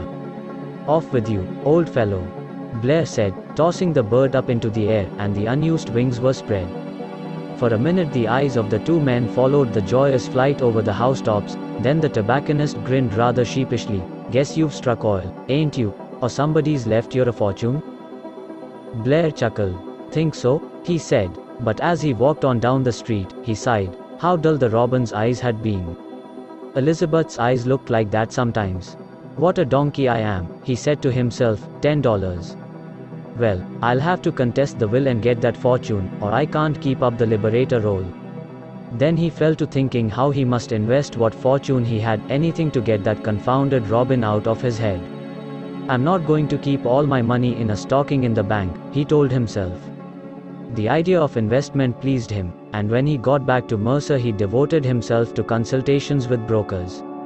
After some 3 months of it, he found the work, as he called it, distinctly amusing. "It's mighty interesting," he told his wife once. "I really like it." Elizabeth said, languidly, that she hoped he would go into business because it would have pleased his mother. Since Mrs. Maitland's death, Elizabeth had not seemed well. No one connected her languor with that speechless walk with David to Nanny's door, or her look into his eyes when she bade farewell to a hope that she had not known she was cherishing. But the experience had been a profound shock to her. His entire ease, his interest in other matters than the one matter of her life, and most of all his casual, "Glad to see you," meant that he had forgiven her, and so no longer loved her, for of course, if he loved her he would not forgive her. In these 2 years she had told herself with perfect sincerity, 1,000 times, that he had ceased to love her, but now it seemed to her that, for the first time, she really knew it. "He doesn't even hate me," she thought, bleakly. For sheer understanding of suffering she grew a little gentler to Blair, but her sympathy, although it gave him moments of hope, did not reach the point of helping him to decide what to do about the will. So, veering between the sobering reflection that litigation was probably useless, and the aesthetically repulsive idea of using his mother's confession of regret to fight her, he reached no decision.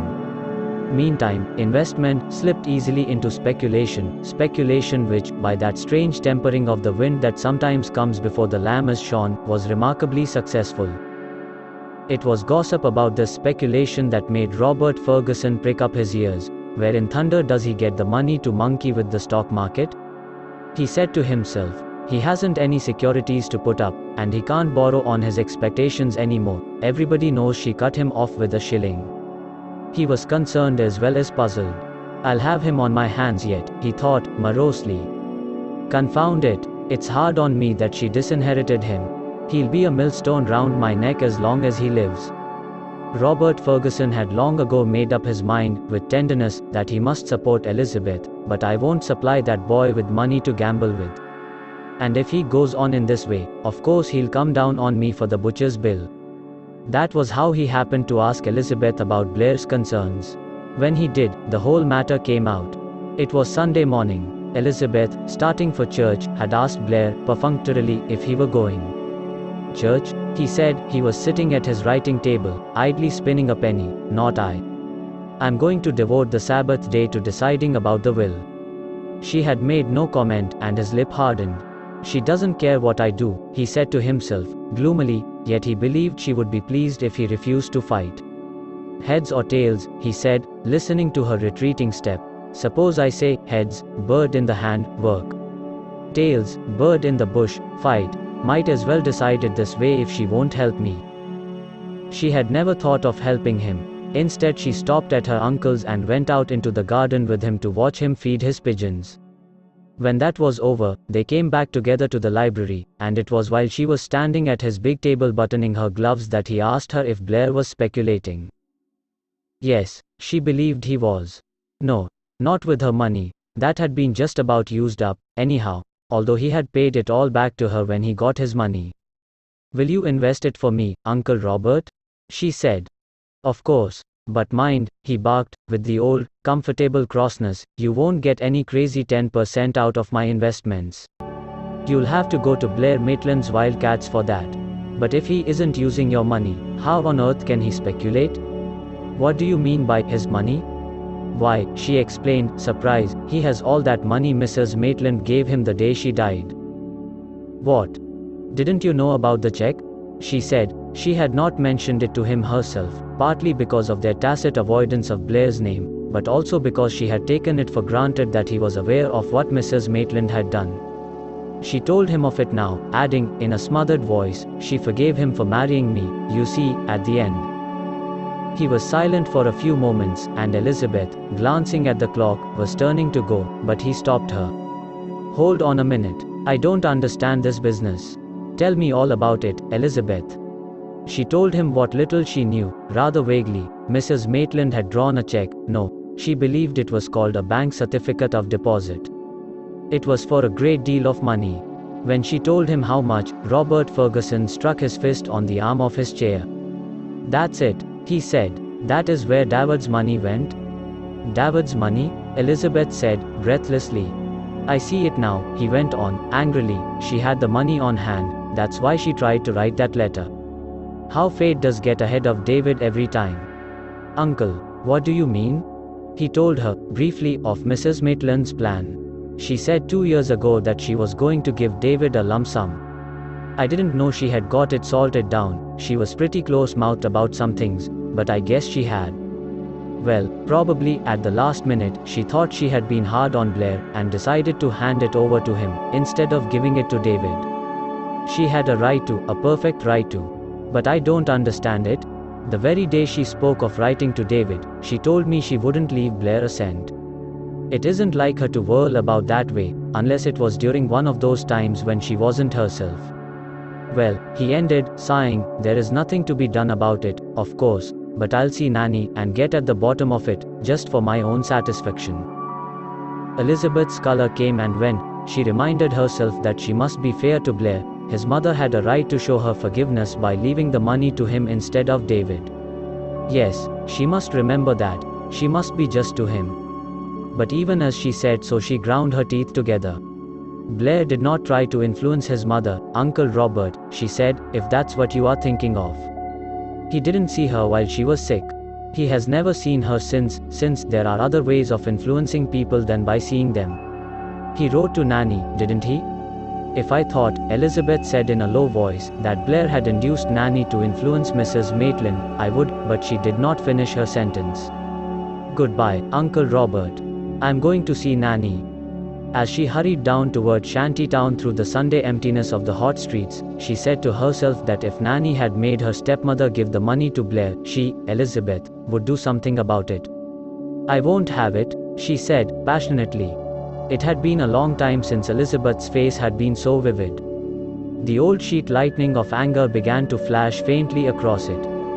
She did not know what she would do to Nanny if Nanny had induced Mrs. Maitland to rob David, but she would do something. Yet when she reached the house, her purpose waited for a minute.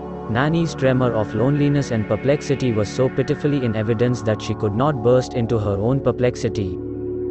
She had been trying, poor Nanny, to make up her mind about many small, crowding affairs incident to the situation. In these weeks since Mrs. Maitland's death, Nanny, for the first time in her life, found herself obliged to answer questions. Harris asked them, "You ain't a-going to be livin' here, Miss Nanny? Tain't no use to fill the coal cellar, is it?" Miss White asked them, "Your mamma's clothes ought to be put in camphor, dear child, or else given away. Which do you mean to do?" Blair asked them, "When will you move out of this terrible house, Nancy dear?" A dozen times a day she was asked to make up her mind, she whose mind had always been made up for her. That hot Sunday morning when Elizabeth was hurrying down to Shantytown with the lightning flickering in her clouded eyes, Nanny, owing to Miss White's persistence about camphor, had gone into Mrs. Maitland's room to look over her things. Oh, these things. These pitiful possessions that the helpless dead must needs leave to the shrinking disposal of those who are left. How well every mourner knows them, knows the ache of perplexity and dismay that comes with the very touch of them. It is not the valuables that make grief shrink, they settle themselves. Such and such books or jewels or pieces of silver belong obviously to this or that side of the family. But what about the dear, valueless, personal things that neither side of the family wants? Things treasured by the silent dead because of some association unknown, perhaps, to those who mourn. What about these precious, worthless things? Mrs. Maitland had no personal possessions of intrinsic value, but she had her treasures. There was a little calendar on her bureau. It was so old that Nanny could not remember when it had not been there, hanging from the slender neck of a bottle of German cologne. She took it up now, and looked at the faded red crescents of the new moon. How long ago that moon had waxed and waned. She loved it, Nanny said to herself, because Blair gave it to her. Standing on the bureau was the row of his photographs. On each one his mother had written his age and the date when the picture had been taken. In the disorder of the top drawer, tumbled about among her coarse handkerchiefs, her collars, her Sunday black kid gloves, were relics of her son's babyhood. A little green Morocco slipper, with a white china button on the ankle band, a rubber rattle, cracked and crumbling. What is one to do with things like these? Burn them, of course. There is nothing else that can be done. Yet the mourner shivers when the flame touches them, as though the cool fingers of the dead might feel the scorch. Poor, frightened Nanny was the last person who could light such a holy fire. She took them up, the slipper or the calendar, and put them down again. Poor Mamma, she said over and over. Then she saw a bunch of splinters tied together with one of Blair's old neckties. She held it in her hand for a minute before she realized that it was part of a broken cane. She did not know when or why it had been broken, but she knew it was Blair's, and her eyes smarted with tears. Oh, how she loved him, she thought, and drew a breath of satisfaction remembering how she had helped that speechless, dying love to express itself. She was standing there before the open drawer, lifting things up, then putting them back again, unable to decide what to do with any of them, when Elizabeth suddenly burst in. Nanny. Oh, I am so glad you've come, Nanny said. She made a helpless gesture. Elizabeth, what shall I do with everything? Elizabeth shook her head. The question which she had hurried down here to ask paused before such full-on preoccupation. Of course her dresses Harris will give away. Oh no, Elizabeth interrupted, shrinking. Don't give them to a servant. But, poor Nanny protested, they are so dreadful, Elizabeth. Nobody can possibly wear them, except people like some of Harris's friends. But things like these, what would you do with these? She held out a dust-colored pasteboard box broken at the corners and with no lid. A pair of onyx earrings lay in the faded blue cotton. I never saw her wear them but once, and they are so ugly, Nanny mourned. Nanny, Elizabeth said, I want to ask you something. That certificate Mrs. Maitland gave Blair, what made her give it to him? Nanny put the pasteboard box back in the drawer and turned sharply to face her sister-in-law, who was sitting on the edge of Mrs. Maitland's narrow iron bed. The scared attention of her eyes banished their vagueness. What made her give it to him? Why, love, of course. Don't you suppose Mama loved Blair better than anybody in the world, even if he did displease her? Uncle thinks you may have influenced her to give it to him. I did not. Did you suggest it to her, Nanny? I asked her once, while she was ill, wouldn't she please be nice to Blair, if you call that suggesting? As for the certificate, that last morning she sort of woke up, and told me to bring it to her to sign. And I did. She turned back to the bureau, and put an unsteady hand down into the drawer. The color was rising in her face, and a muscle in her cheek twitched painfully. But Nanny, Elizabeth said, and paused. The dining room door had opened, and Robert Ferguson was standing on the threshold of Mrs. Maitland's room looking in at the two girls. The astonishment he had felt in his talk with his niece had deepened into perplexity. I guess I'll thresh this thing out now, he said to himself, and picked up his hat. He was hardly 10 minutes behind Elizabeth in her walk down to the Maitland house. Nanny, he said, kindly, he never barked at Nanny. Can you spare time, my dear, to tell me one or two things I want to know? He had come in and found a dusty wooden chair. Go ahead with your sorting things out. You can answer my question in a minute. It's about that certificate your mother gave Blair. Nanny had turned and was standing with her hands behind her gripping the edge of the bureau. She gasped once or twice and glanced first at one inquisitor and then at the other. Her face whitened slowly. She was like some frightened creature at bay. Indeed, her agitation was so marked that Robert Ferguson's perplexity hardened into something like suspicion. Can there be anything wrong? He asked himself in consternation. You see, Nanny, he explained, gently, I happen to know that your mother meant it for David Ritchie, not Blair. If she did, said Nanny, she changed her mind. When did she change her mind? I don't know. She just told me to bring the check to her to sign, that last morning. Was she perfectly clear mentally? Yes. Of course she was. Perfectly clear. Did she say why she had changed her mind? No, Nanny said, and suddenly fright and anger together made her fluent. But why shouldn't she change her mind, Mr. Ferguson? Isn't Blair her son? Her only son. What was David to Mama? Would you have her give all that money to an outsider, and leave her only son penniless? Perhaps she changed her mind that morning. I don't know anything about it. I don't see what difference it makes when she changed it, so long as she changed it. All I can tell you is that she told me to bring her the check, or certificate, or whatever you call it, out of the little safe. And I did, and she made it out to Blair. I didn't ask her to. I didn't even know she had it, but I am thankful she did it.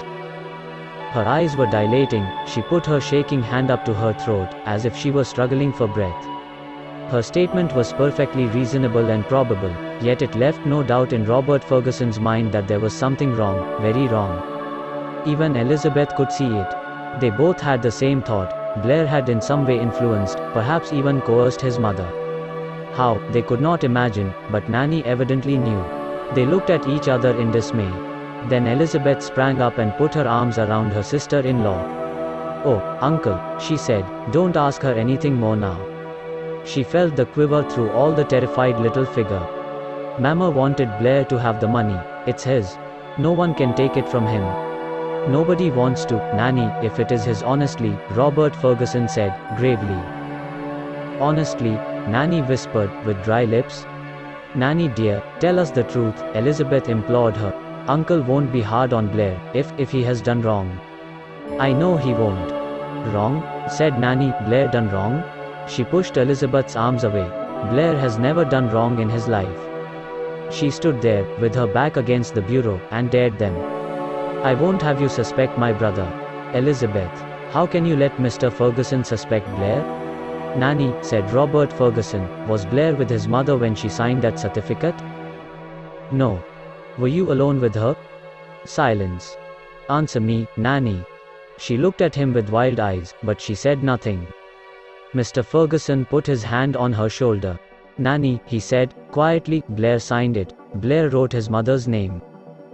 No, he did not. He did not. There was something in her voice, a sort of relief, a sort of triumph, even, that the other two could not understand, but which made them know that she was speaking the truth.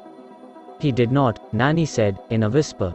If you accuse him of that, I'll have to tell you, though very likely you won't understand. I did it. For Mama. Did what? Robert Ferguson gasped. Not? You don't mean, Nanny, you don't mean that he stopped. His lips formed a word which he would not utter. Mama wanted him to have the money. The day before she died, she told me she was going to give him a present. That day, that last day, she told me to get the check. And she wrote his name on it. No one asked her to. Not Blair, not I never thought of such a thing. I didn't even know there was a check. She wanted to do it. She wrote his name. And then, she got weak. She couldn't go on. She couldn't sign it. So I signed it for her, later. It was not wrong. It was right. It carried out her wish. I am glad I did it. Chapter 31. It was not a confession, it was a statement. In the next distressing hour, during which Robert Ferguson succeeded in drawing the facts from Blair's sister, there was not the slightest consciousness of wrongdoing. Over and over, with soft stubbornness, she asserted her conviction, it was right to do it. Mama wanted to give the money to Blair. But she couldn't write her name. So I wrote it for her. It was right to do it. Nanny, her old friend said, in despair, don't you know what the law calls it, when one person imitates another person's handwriting for such a purpose? You can call it anything you want to, she said, passionately. I call it carrying out Mama's wishes. And I would do it over again this minute. Robert Ferguson was speechless with dismay. To find rigidity in this meek mind, was as if, through layers of velvet, through fold on fold of yielding dullness that gave at the slightest touch, he had suddenly, at some deeper pressure, felt, under the velvet, granite. It was right, Nanny said, fiercely, trembling all over, it was right, because it was necessary. Oh, what do your laws amount to, when it comes to dying? When it comes to a time like that. She was dying, you don't seem to understand, Mama was dying. And she wanted Blair to have that money, and just because she hadn't the strength to write her name, you would let her wish fail. Of course I wrote it for her. Yes, I know what you call it. But what do I care what it is called, if I carried out her wish and gave Blair the money she wanted him to have? Now he has got it, and nobody can take it away from him. My dear child, if he kept it, it would be stealing. You can't steal from your mother, Nanny said. Mama would be the first one to say so. Mr. Ferguson looked over at his niece and shook his head. How were they to make her understand? He can't keep it, Nanny. When he understands that it isn't his, he will simply give it back to the estate, and then it will come to you. To me? She said, astounded. And he explained that she was her stepmother's residuary legatee. She looked blank, and he told her the meaning of the term. The estate is going to meet the bequests with a fair balance, and as that balance will come to you, this money you gave to Blair will be yours, too. She had been standing, with Elizabeth's pitying arms about her, but at the shock of his explanation she seemed to collapse. She sank down in a chair, panting. It wasn't necessary. I could have just given it to him. Later, when Robert Ferguson was walking home with his niece, he, too, said, grimly, no, it wasn't necessary, as she says, poor child. She could have given it to him, just as she will give it to him, now. Well, to think of that mouse, Nanny, upsetting the lion's plans. Elizabeth was silent. What I can't understand, he ruminated, is how that signature could pass at the bank, a girl like Nanny able to copy a signature so that a bank wouldn't detect it. She has always copied Mrs. Maitland's writing, Elizabeth said. That last week Mrs. Maitland said she could not tell the difference herself. Robert Ferguson looked perfectly incredulous. It's astounding, he said, and it would be impossible, if it hadn't happened.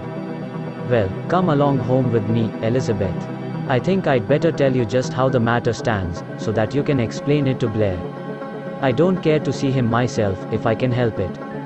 But in the matter of transferring the money to the estate, we must keep Nanny's name out of it, and I want you to tell him how he and I must patch it up.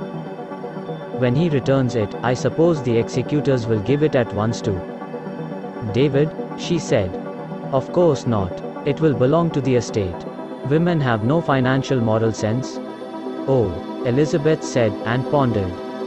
Just as he was pulling out his latchkey to open his front door, she spoke again. If Nanny gives it back to him, Blair will have to send it to David, won't he?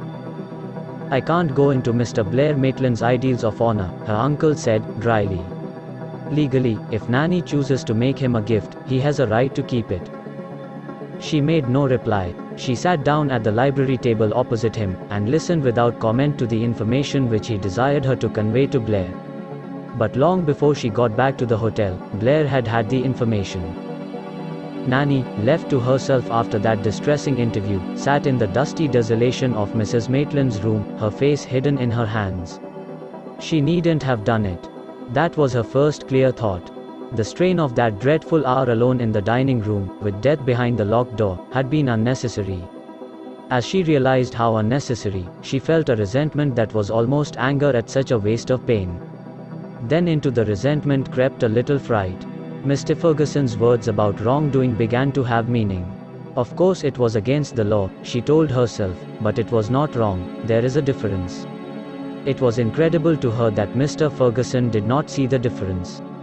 Mama wouldn't have let him speak so to me, if she'd been here, she thought, and her lip trembled. Oh, I wish she hadn't died, she said, and cried softly for a minute or two.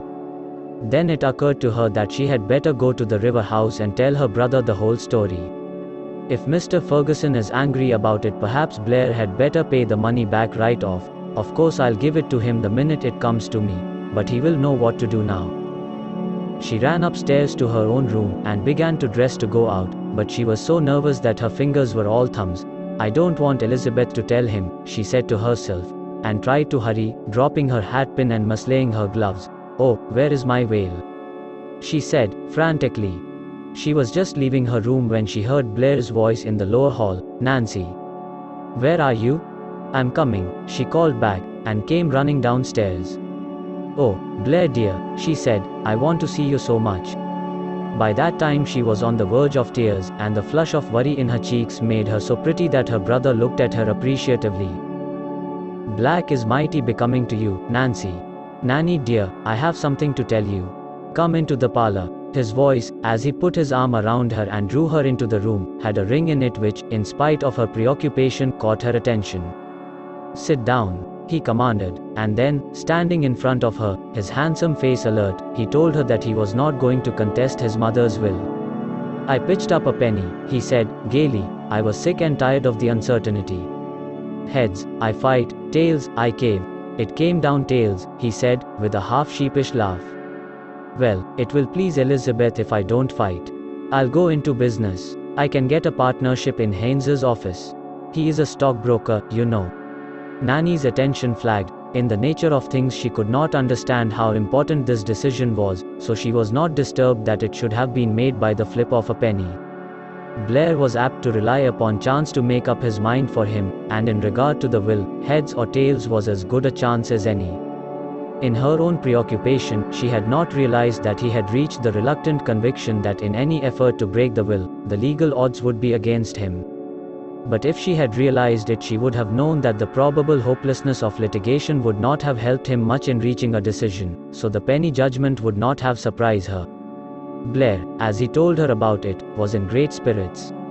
He had been entirely sincere in his reluctance to take any step which might indicate contempt for his mother's late, if adequate, repentance. So now, though a little rueful about the money, he was distinctly relieved that his taste was not going to be sentimentally offended. He meant to live on what his mother had given him until he made a fortune for himself. For he was going to make a fortune. He was going to stand on his own legs. He was going to buy Elizabeth's interest in him and his affairs, buy even her admiration by making this sacrifice of not fighting for his rights. He was full of the fervor of it all as he stood there telling his sister of his decision. When he had finished, he waited for her outburst of approval. But she only nodded nervously. Blair, Mr. Ferguson says you've got to give back that money. Mamma's check, you know. What? Blair said. He was standing by the piano, and as he spoke he struck a crashing octave. What on earth do you mean? Well, it had not occurred to Nanny that it would be difficult to tell Blair, but suddenly it seemed impossible. You see, Mamma didn't exactly sign the check. What are you talking about? Blair said, suddenly attentive. She wanted you to have the money, Nanny began, faintly. Of course she did, but what do you mean about not signing the check exactly? In his bewilderment, which was not yet alarm, he put his arm around her, laughing. Nancy, what is all this stuff? I did for her, Nanny said. Did what? Signed it. Nanny, I don't understand you. Do you mean that Mother made you endorse that certificate? Nancy, do try to be clear. He was uneasy now. Perhaps some ridiculous legal complication had arisen. Some of their everlasting red tape? Fortunately, I've got the money all right, he said to himself dryly. She wrote the first part of it, Nanny began, stammering with the difficulty of explaining what had seemed so simple, but she hadn't the strength to sign her name, so I did it for her. Her brother looked at her aghast. Did she tell you to? No, she was dead. Good God, he said. The shock of it made him feel faint. He sat down, too dumbfounded for speech. I had to, you see, Nanny explained, breathlessly. She was very much frightened, far more frightened than when she had told Mr. Ferguson. I had to, because Mamma couldn't. She was not alive. Blair suddenly put his hands over his face. You forged Mother's name? His consternation was like a blow. She cringed away from it. No. I just wrote it. Nanny. Somebody had to, she insisted, faintly. This is awful. I haven't a cent. Oh, she said, with a gasp, as far as that goes it doesn't make any difference, except about time. Mr. Ferguson said it didn't make any difference. I'll give it all back to you as soon as I get it. Only you'll have to give it back first. Nanny, he said, for heaven's sake, tell me straight, the whole thing. She told him as well as she could, speaking with that minute elaboration of the unimportant so characteristic of minds like hers and so maddening to the listener. Blair, in a fury of anxiety, tried not to interrupt, but when she reached Mr. Ferguson's assertion that the certificate had been meant for David Ritchie, the worried color suddenly dropped out of his face. For him, Nanny? No, oh no. It wasn't for David, except just at first before, not when, she was perfectly incoherent. Let me tell you, she besought him. If I thought she had meant it for him, I would send it to him before night. Tell me everything, he said, passionately. I'm trying to, Nanny stammered, but you keep interrupting me. I'll tell you how it was, if you'll just let me, and not keep interrupting. Perhaps she did plan to give it to David.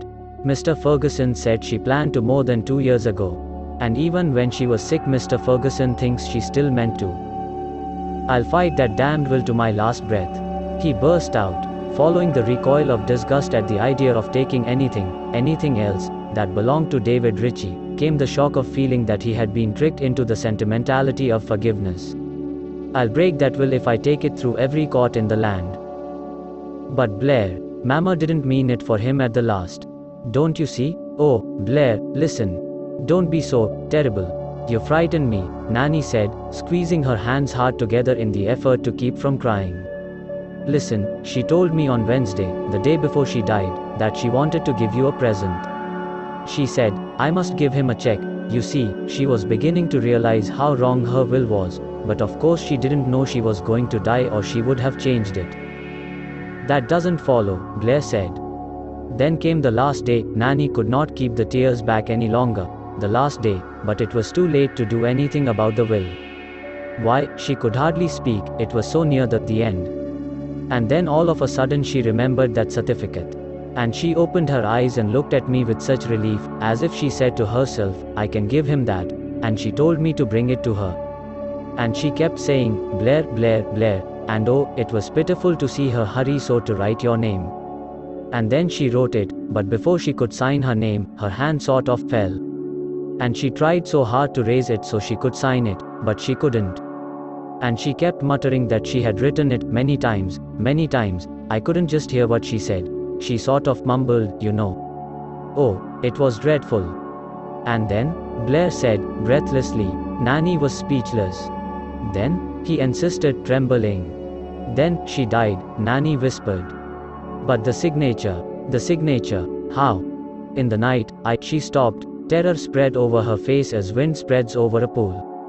In the night, at 3 o'clock, I came downstairs and she stopped, panting for breath. He put his arm around her soothingly. Try and tell me, dear. I didn't mean to be savage. His face had relaxed. Of course it was dreadful, this thing Nanny had done, but it was not so dreadful as the thought that he had taken money intended for David Ritchie. When he had quieted her, and she was able to speak again, she told him just what she had done there in the dining room at 3 o'clock in the morning. But didn't you know it was wrong? He said, that it was a criminal offense. He could not keep the dismay out of his voice. I did it for Mama's sake and yours, she said, quailing. Well, he said, and in his relief at knowing that he need not think of David Ritchie, he was almost gay. Well, you mustn't tell anyone else your motive for committing a. Nanny suddenly burst out crying. Mama wouldn't say that to me, she said. Mama was never cross to me in her whole life.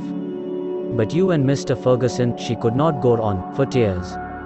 He was instantly contrite and tender, but even as he tried to comfort her, he frowned. Of course in the end he would suffer no loss, but the immediate situation was delicate and troublesome. I'll have to go and see Mr. Ferguson, I suppose, he said. You mustn't speak of it to anyone, dear. Things really might get serious, if anybody but Mr. Ferguson knew about it. Don't tell a soul, promise me? She promised, and Blair left her very soberly. The matter of the money was comparatively unimportant, it was his, subject only to the formality of its transfer to the estate. But that David Ritchie should have been connected even indirectly with his personal affairs was exquisitely offensive to him, and Elizabeth knew about it. "She's probably sitting there by the window, looking like that Robin, and thinking about him," he said to himself angrily, as he hurried back to the river house. There seemed to be no escape from David Ritchie. "I feel like a dog with a dead hen hanging round his neck," he said to himself, in grimly humorous disgust. "I can't get away from him." He found his wife in their parlor at the hotel, but she was not in that listless attitude that he had grown to expect, huddled in a chair, her chin in her hand, her eyes watching the slow roll of the river. Instead, she was alert. "Blair," she said, almost before he had closed the door behind him, "I have something to tell you." "I know about it," he said, gravely. "I have seen Nanny." Elizabeth looked at him in silence. Would you have supposed that Nanny of all people, would have had the courage to do such a thing? He said, nervously. It occurred to him that if he could keep the conversation on Nanny's act, perhaps that name could be avoided. Think of the mere courage of it, to say nothing of its criminality. She didn't know she was doing wrong. No, of course not. But it's a mighty unpleasant matter. Uncle says it can be arranged so that her name needn't come into it. Of course, he agreed. Elizabeth did not speak, but the look in her eyes was a demand. "It's going to be rather tough for us to wait until she hands it over to me," Blair said. "To you?" The moment had come. He came and knelt beside her, and kissed her. She did not repulse him. She continued to look at him steadily. Then very gently, she said, "And when Nanny gives it to you, what will you do with it?" Blair drew in his breath as if bracing himself for a struggle. Then he got on his feet, pulled up one of the big, plush-covered armchairs, took out his cigarette case, and struck a match. His hand shook. "Do with it? Why, invest it. I am going into business, Elizabeth. I decided to this morning. If you would care to know why I have given up the idea of contesting the will, I'll tell you. I don't want to bore you," he ended, wistfully. Apparently she did not hear him. "Did Nanny tell you that money was meant for a hospital?" Blair sat up straight, and the match, burning slowly, scorched his fingers. He threw it down with an exclamation. His face was red with his effort to speak quietly. "She told me of your uncle's misunderstanding of the situation. There is no possible doubt that my mother meant the money for me. If I thought otherwise, if you will talk to Uncle Robert, you will think otherwise. Of course I'll go and see Mr. Ferguson. I shall have to arrange about the transfer of the money to the estate, so that it can come back to me through the legitimate channel of a gift from Nanny. In other words, she will carry out my mother's purpose legally, instead, poor old Nanny, of carrying it out criminally, as she tried to do. But I won't go to your uncle to discuss my mother's purpose, Elizabeth. I am perfectly satisfied that she meant to give me that money." She was silent. "Of course," he went on, "I will hear what Mr. Ferguson has to say about this idea of his, and yours, too, apparently," he ended, bitterly. "Yes," she said, "and mine." The words seemed to tingle as she spoke them. "Oh, Elizabeth," he cried, "aren't you ever going to care for me?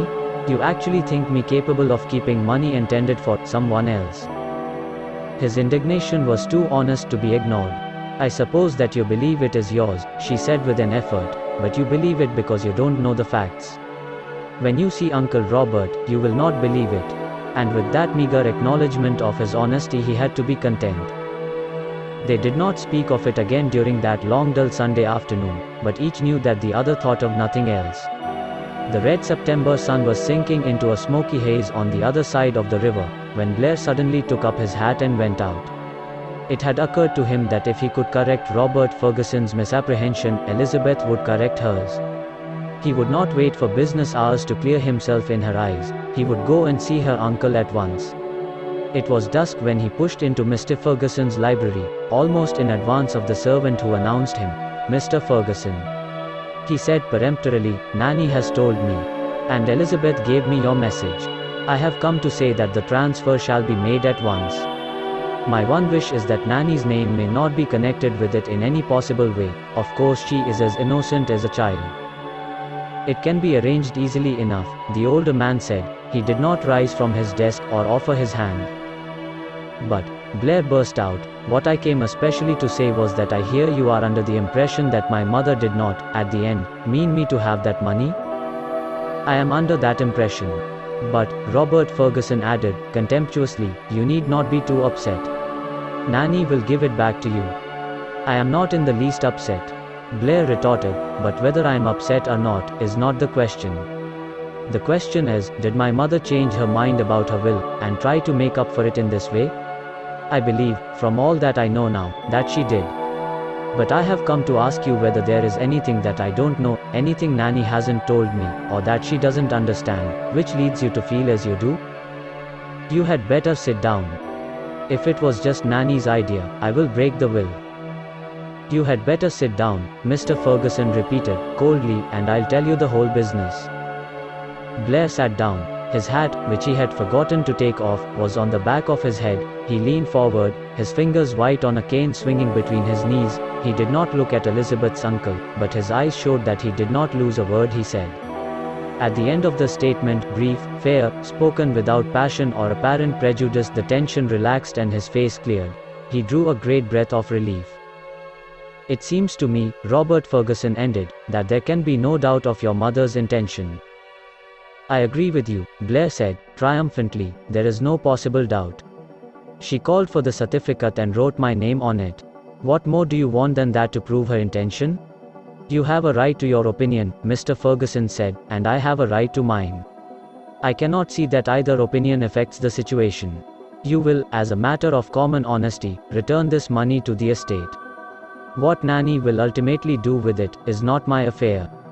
It is between you and her. I can't see that we need discuss the matter further." He took up his pen with a gesture of dismissal. Blair's face reddened as if it had been slapped, but he did not rise. "I want you to know, sir, that while my sister's act is, of course, entirely indefensible, and I shall immediately return the money which she tried to secure for me, I shall, nevertheless, allow her to give it back to me, because it is my conviction that, by my dying mother's wish, it belongs to me, not to anyone else. Your convictions have always served your wishes. I will bid you good evening." For an instant Blair hesitated, then, still scarlet with anger, took his departure. Mr. Ferguson's belief that he was capable of keeping money intended for anyone else, was an insult, an abominable insult. He told himself. And it was Elizabeth's belief, too. He drew in his breath in a groan. "She thinks I am dishonorable," he said. Well, certainly that sneak, Richie, would feel he was avenged if he could know how cruel she was. "Damn him," Blair said, softly. He thought to himself that he could not go back and tell Elizabeth what her uncle had said. He could not repeat the insult. Sometime, when he was calmer, he would tell her quietly that he had been wronged, that she herself had wronged him. But just now he could not talk to her. He was too angry and too miserable. So, walking slowly in the foggy dusk that was pungent with the smoke of bonfires on the flats, he suddenly wheeled about and went in the other direction. "I'll go and have supper with Nanny," he thought. "I'm afraid she is dreadfully worried and unhappy, and all on my account, dear old Nancy." Chapter 32. "Do you think," Robert Ferguson wrote Mrs. Ritchie about the middle of September, "do you think you could come to Mercer for a little while and look after Nanny? The poor child is so unhappy and so incapable of making up her mind about herself that I am uneasy about her." "Of course I will go," Mrs. Ritchie told her son. David had come down to the little house on the seashore to spend Sunday with her, and in the late afternoon they were sitting out on the sand in a sunny, sheltered spot watching the slow, smooth heave of the quiet sea. David's shoulder was against her knee, his pipe had gone out, and he was looking with lazy eyes at the slipping sparkle of sunshine on the scarcely perceptible waves. Sometimes he lifted his marine glasses to follow a sail gleaming like a white wing against the opalescent east. "I wonder why Nanny is unhappy," he ruminated. "She was never, poor little Nanny, capable of appreciating Mrs. Maitland, so I don't suppose she loved her?" "She loved her as much as she could," Mrs. Ritchie said, "and that is all any of us can do, David. But she misses her. If a mountain went out of your landscape, wouldn't you feel rather blank?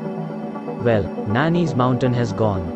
Yes, I'll go and stay with her, poor child, for a while, and perhaps bring her back for a fortnight with us, if you wouldn't mind." "Of course I wouldn't mind. Bring her along. I wonder if you could close this house for me?"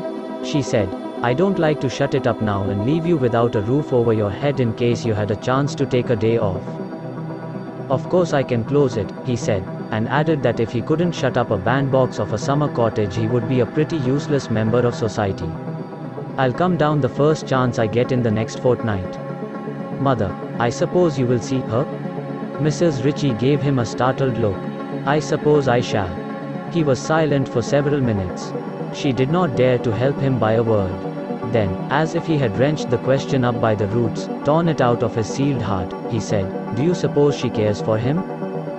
It was the first time in these later speechless months that he had turned to her. Steadying herself on that advice of Robert Ferguson's, "When he does blurt it out, don't get excited," she answered, calmly enough, "I don't know." He struck his heel down into the sand, then pulled out his knife and began to clean the bowl of his pipe. The blade trembled in his hand. "Until I saw her in May," he said, "I suppose I really thought, I didn't formulate it, but I suppose I thought." "What?" "That somehow I would get her yet." "Oh, David," she breathed. He glanced at her cynically. "Don't get agitated, Materna. That may visit cured me. I know I won't. I know she doesn't care for me. But I can't tell whether she cares for him." "I hope she does," she said. At which he laughed. "Do you expect me to agree to that?" "David, think what you are saying." "My dear mother, have you been under the impression that I am a saint?" He said, dryly. "If so, let me correct you. I am not. Yes, until I went out there in May I always had the feeling that I would get her, somehow, sometime." He paused, his knife scraped the bowl of his pipe until the fresh wood showed under the blade. "I don't know that I ever exactly admitted it to myself, but I realize now that the feeling was there." "You shock me very much," she said, and leaning against her knee he felt the quiver that ran through her. "I have shocked myself several times in the last few years," he said, briefly. His mother was silent. Suddenly he began to talk. "At first, I mean when it happened, I thought she would send for me, and I would take her away from him, and then kill him." Her broken exclamation made him laugh. "Don't worry, I was terribly young in those days. I got over all that. It was only just at first, it was the everlasting human impulse. The cave dweller had it, I suppose, when somebody stole his woman. But it's only the body that wants to kill. The mind knows better. The mind knows that life can be a lot better punishment than death. I knew he'd get his punishment and I was willing to wait for it. I thought that when she left him, his hell would be as hot as mine. I took it for granted that she would leave him. I thought there would be a divorce, and then," his voice was smothered to the breaking point, "then I would get her. Or I would get her without a divorce." "David." He did not seem to hear her. His elbows were on his knees, his chin on his two fists. He spoke as if to himself. "Well, she didn't leave him. I suppose she couldn't forgive me. Curious, isn't it, how the mind can believe two entirely contradictory things at the same time? I realized she couldn't forgive me, yet I still thought I would get her, somehow. Meantime, I consoled myself with the reflection that even if she hated me for having pushed her into his arms, she hated him worse. I thought that where I had been stabbed once, he would be stabbed 1,000 times." David spoke with that look of primitive joy which must have been on the face of the cave dweller when he felt the blood of his enemy spurt warm between his fingers. Helena Ritchie gave a little cry and shrank back. These were the thoughts that her boy had built up between them in these silent years. He gave her a faintly amused glance. "Yes, I had my dreams. Bad dreams you would call them, Materna. Now I don't dream anymore. After I saw her in May, I got all over such nonsense. I realized that perhaps she loved him." His mother was trembling. "It frightens me that you should have had such thoughts," she said. She actually looked frightened, her leaf-brown eyes were wide with terror. Her son nuzzled his cheek against her hand. "Bless your dear heart. It frightens you, because you can't understand. Materna, there are several things you can't understand, and I shouldn't like it if you could," he said, his face sobering with that reverent look which a man gives only to his mother. "There is the old human instinct, that existed before laws or morals or anything else, the man's instinct to keep his woman. And next to that, there is the realization that when it comes to what you call morals, there is a morality higher than the respectability you good people care so much about, the morality of nature. But of course you don't understand, he said again, with a short laugh. I understand a good many things, David. Oh, well, I didn't mean to talk about it, he said, sighing. I don't know what started me, and I'm not howling, you know. I was only wondering whether you thought she had come to care for him? I don't know, she said, faintly. He snapped his knife shut. Neither do I, but I guess she does. Nature is a big thing, Materna. When a girl's loyalty comes up against that, it hasn't much show, especially when nature is assisted by behavior like mine. Yes, I guess by this time she loves him. I'll never get her. Oh, David, his mother said, tremulously, if you could only meet some nice, sweet girl, and... Nice girl? He said, smiling. They're scarce, Materna, they're scarce. But I mean to get married one of these days. A man in my trade ought to be married. I shan't bother to look for one of those sweet girls, however. I've got over my fondness for sugar. No more sentimentalities for me, thank you. I shall marry on strictly common sense principles, a good housekeeper, who has good sense, and good looks. And a good temper, I hope, Mrs. Ritchie said, almost with temper herself, and who can blame her? He had been so cruelly injured. The sweetness, the silent, sunny honesty of the boy, the simple belief in the goodness of his fellow creatures, had been changed to this. Oh, she could almost hate the girl who had done it. A good temper is more important than anything else, she said, hotly. Instantly the dull cynicism of his face flashed into anger. Elizabeth's temper, I suppose that is what you are referring to. Her temper was not responsible for what happened. It was my asinine conceit. She winced. I didn't mean to hurt you, she said. He was silent. But it is terrible to have you so hard, David. Hard? I am a mush of amiability. Come now. I oughtn't to have made you low-spirited. It's all an old story. I was only telling you how I felt at first. As for bad thoughts, I haven't any thoughts now, good or bad. I am a most exemplary person. I don't know why I slopped over to you, anyhow. So don't think of it again. Materna, can you see that sail? He was looking through his glasses. It's the 11th since we came out here. But David, that you should think. Oh, but I don't think anymore, he declared, watching the flitting white gleam on the horizon. I always avoid thinking, nowadays. That's why I am such a promising young medical man. I'm all right and perfectly happy. I'll hold my base, I promise you. That's a brig, Materna. Do you know the difference between a brig and a schooner? I bet you don't. Apparently the moment of confidence was over. He had opened his heart and let her see the blackness and bleakness, and now he was closing it again. She was silent. David thrust his pipe into his pocket and turned to help her to rise, but she had hidden her face in her hands. It is my fault, she said, with a gasp. It must be my fault. Oh, David, have I made you wicked? If you had had a different mother, instantly he was ashamed of himself. Materna, I am a brute to you, he said. He flung his arm around her and pressed his face against hers. I wish somebody would kick me. You made me wicked? You are the only thing that has kept me anyways straight. Mother, I've been decent. Your goodness has saved me from several things. I want you to know that. I would have gone right straight to the devil if it hadn't been for your goodness. As for how I felt about Elizabeth, it was just a mood. Don't think of it again. But you said, she whispered, without a divorce. Well, I didn't mean it, I guess, he comforted her. Anyhow, the jig is up, dear. Even if I had a bad moment now and then in the first year, nothing came of it. Oh, mother, what a beast I am. He was pressing his handkerchief against her tragic eyes. Your fault? Your only fault is being so perfect that you can't understand a poor critter like me. I do understand. I do understand. In spite of himself, David laughed. You. That's rich. He looked at her with his old, good smile, tender and inarticulate. What would I have done without you? You've stood by and put up with my cussedness through these 3 devilish years. It's almost 3 years, you know, and yet I don't seem to get over it. Oh, I'm a perfect girl. How can you put up with me? He laughed again and hugged her. Mother, sometimes I almost wish you weren't so good. David, she burst out passionately. She stopped, trembling. I take it back, he apologized, smiling. I seem bent on shocking you today. You can be as good as you want. Only, once in a while you do seem a little remote. Elizabeth used to say she was afraid of you. Of me.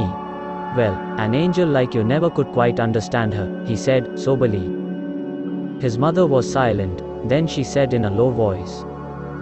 I am not an angel, but perhaps I haven't understood her. I can understand love, but not hate.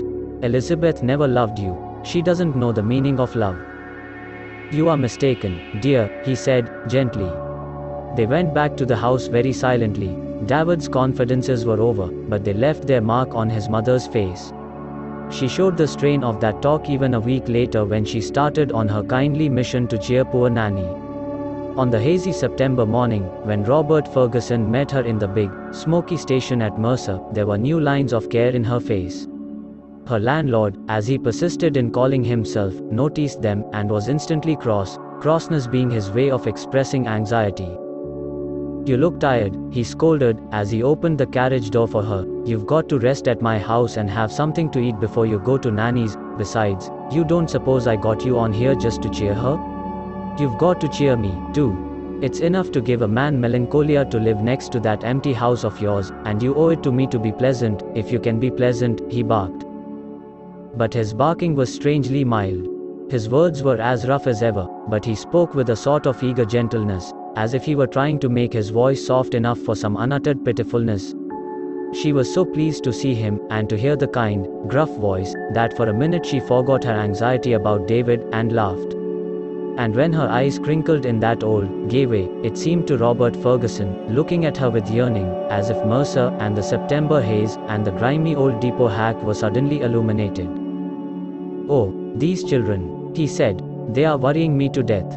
Nanny won't budge out of that old house. It will have to be sold over her head, to get her into a decent locality. Elizabeth isn't well, but the Lord only knows what's the matter with her. The doctor says she's all right, but she's as grumpy as her uncle. You can't get a word out of her.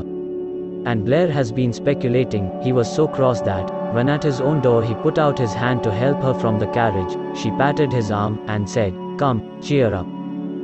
At which, smiling all over his face, he growled at her that it was a pretty thing to expect a man to cheer up, with an empty house on his hands. You seem to think I'm made of money. You take the house now. Don't wait till that callow doctor is ready to settle down here. If you'll move in now, I'll cheer up, and give Elizabeth the rent for pin money. He was really cheerful by this time just because he was able to scold her, but behind his scolding there was always this new gentleness. Later, when he spoke again of the house, her face fell. I am doubtful about our coming to Mercer. Doubtful? He said. What's all this? There never was a woman yet who knew her own mind for a day at a time, except Mrs. Maitland. You told me that David was coming here next spring, and I've been keeping this house for you. I've lost 5 months' rent. There was a worried note in his voice. What in thunder? He demanded. Mrs. Ritchie sighed. I don't suppose I ought to tell you, but I can't seem to help it. I discovered the other day that David is not heart whole, yet. He is dreadfully bitter, dreadfully. I don't believe it's prudent for him to live in Mercer. Do you? He would be constantly seeing Elizabeth. She had had her breakfast, and they had gone into Mr. Ferguson's garden so that he might throw some crumbs to the pigeons and smoke his morning cigar before taking her to the Maitland house. They were sitting now in the long arbor, where the Isabella grapes were ripening sootily in the sparse September sunshine which sifted down between the yellowing leaves, and touched Mrs. Ritchie's brown hair. Robert Ferguson saw, with a pang, that there were some white threads in the soft locks.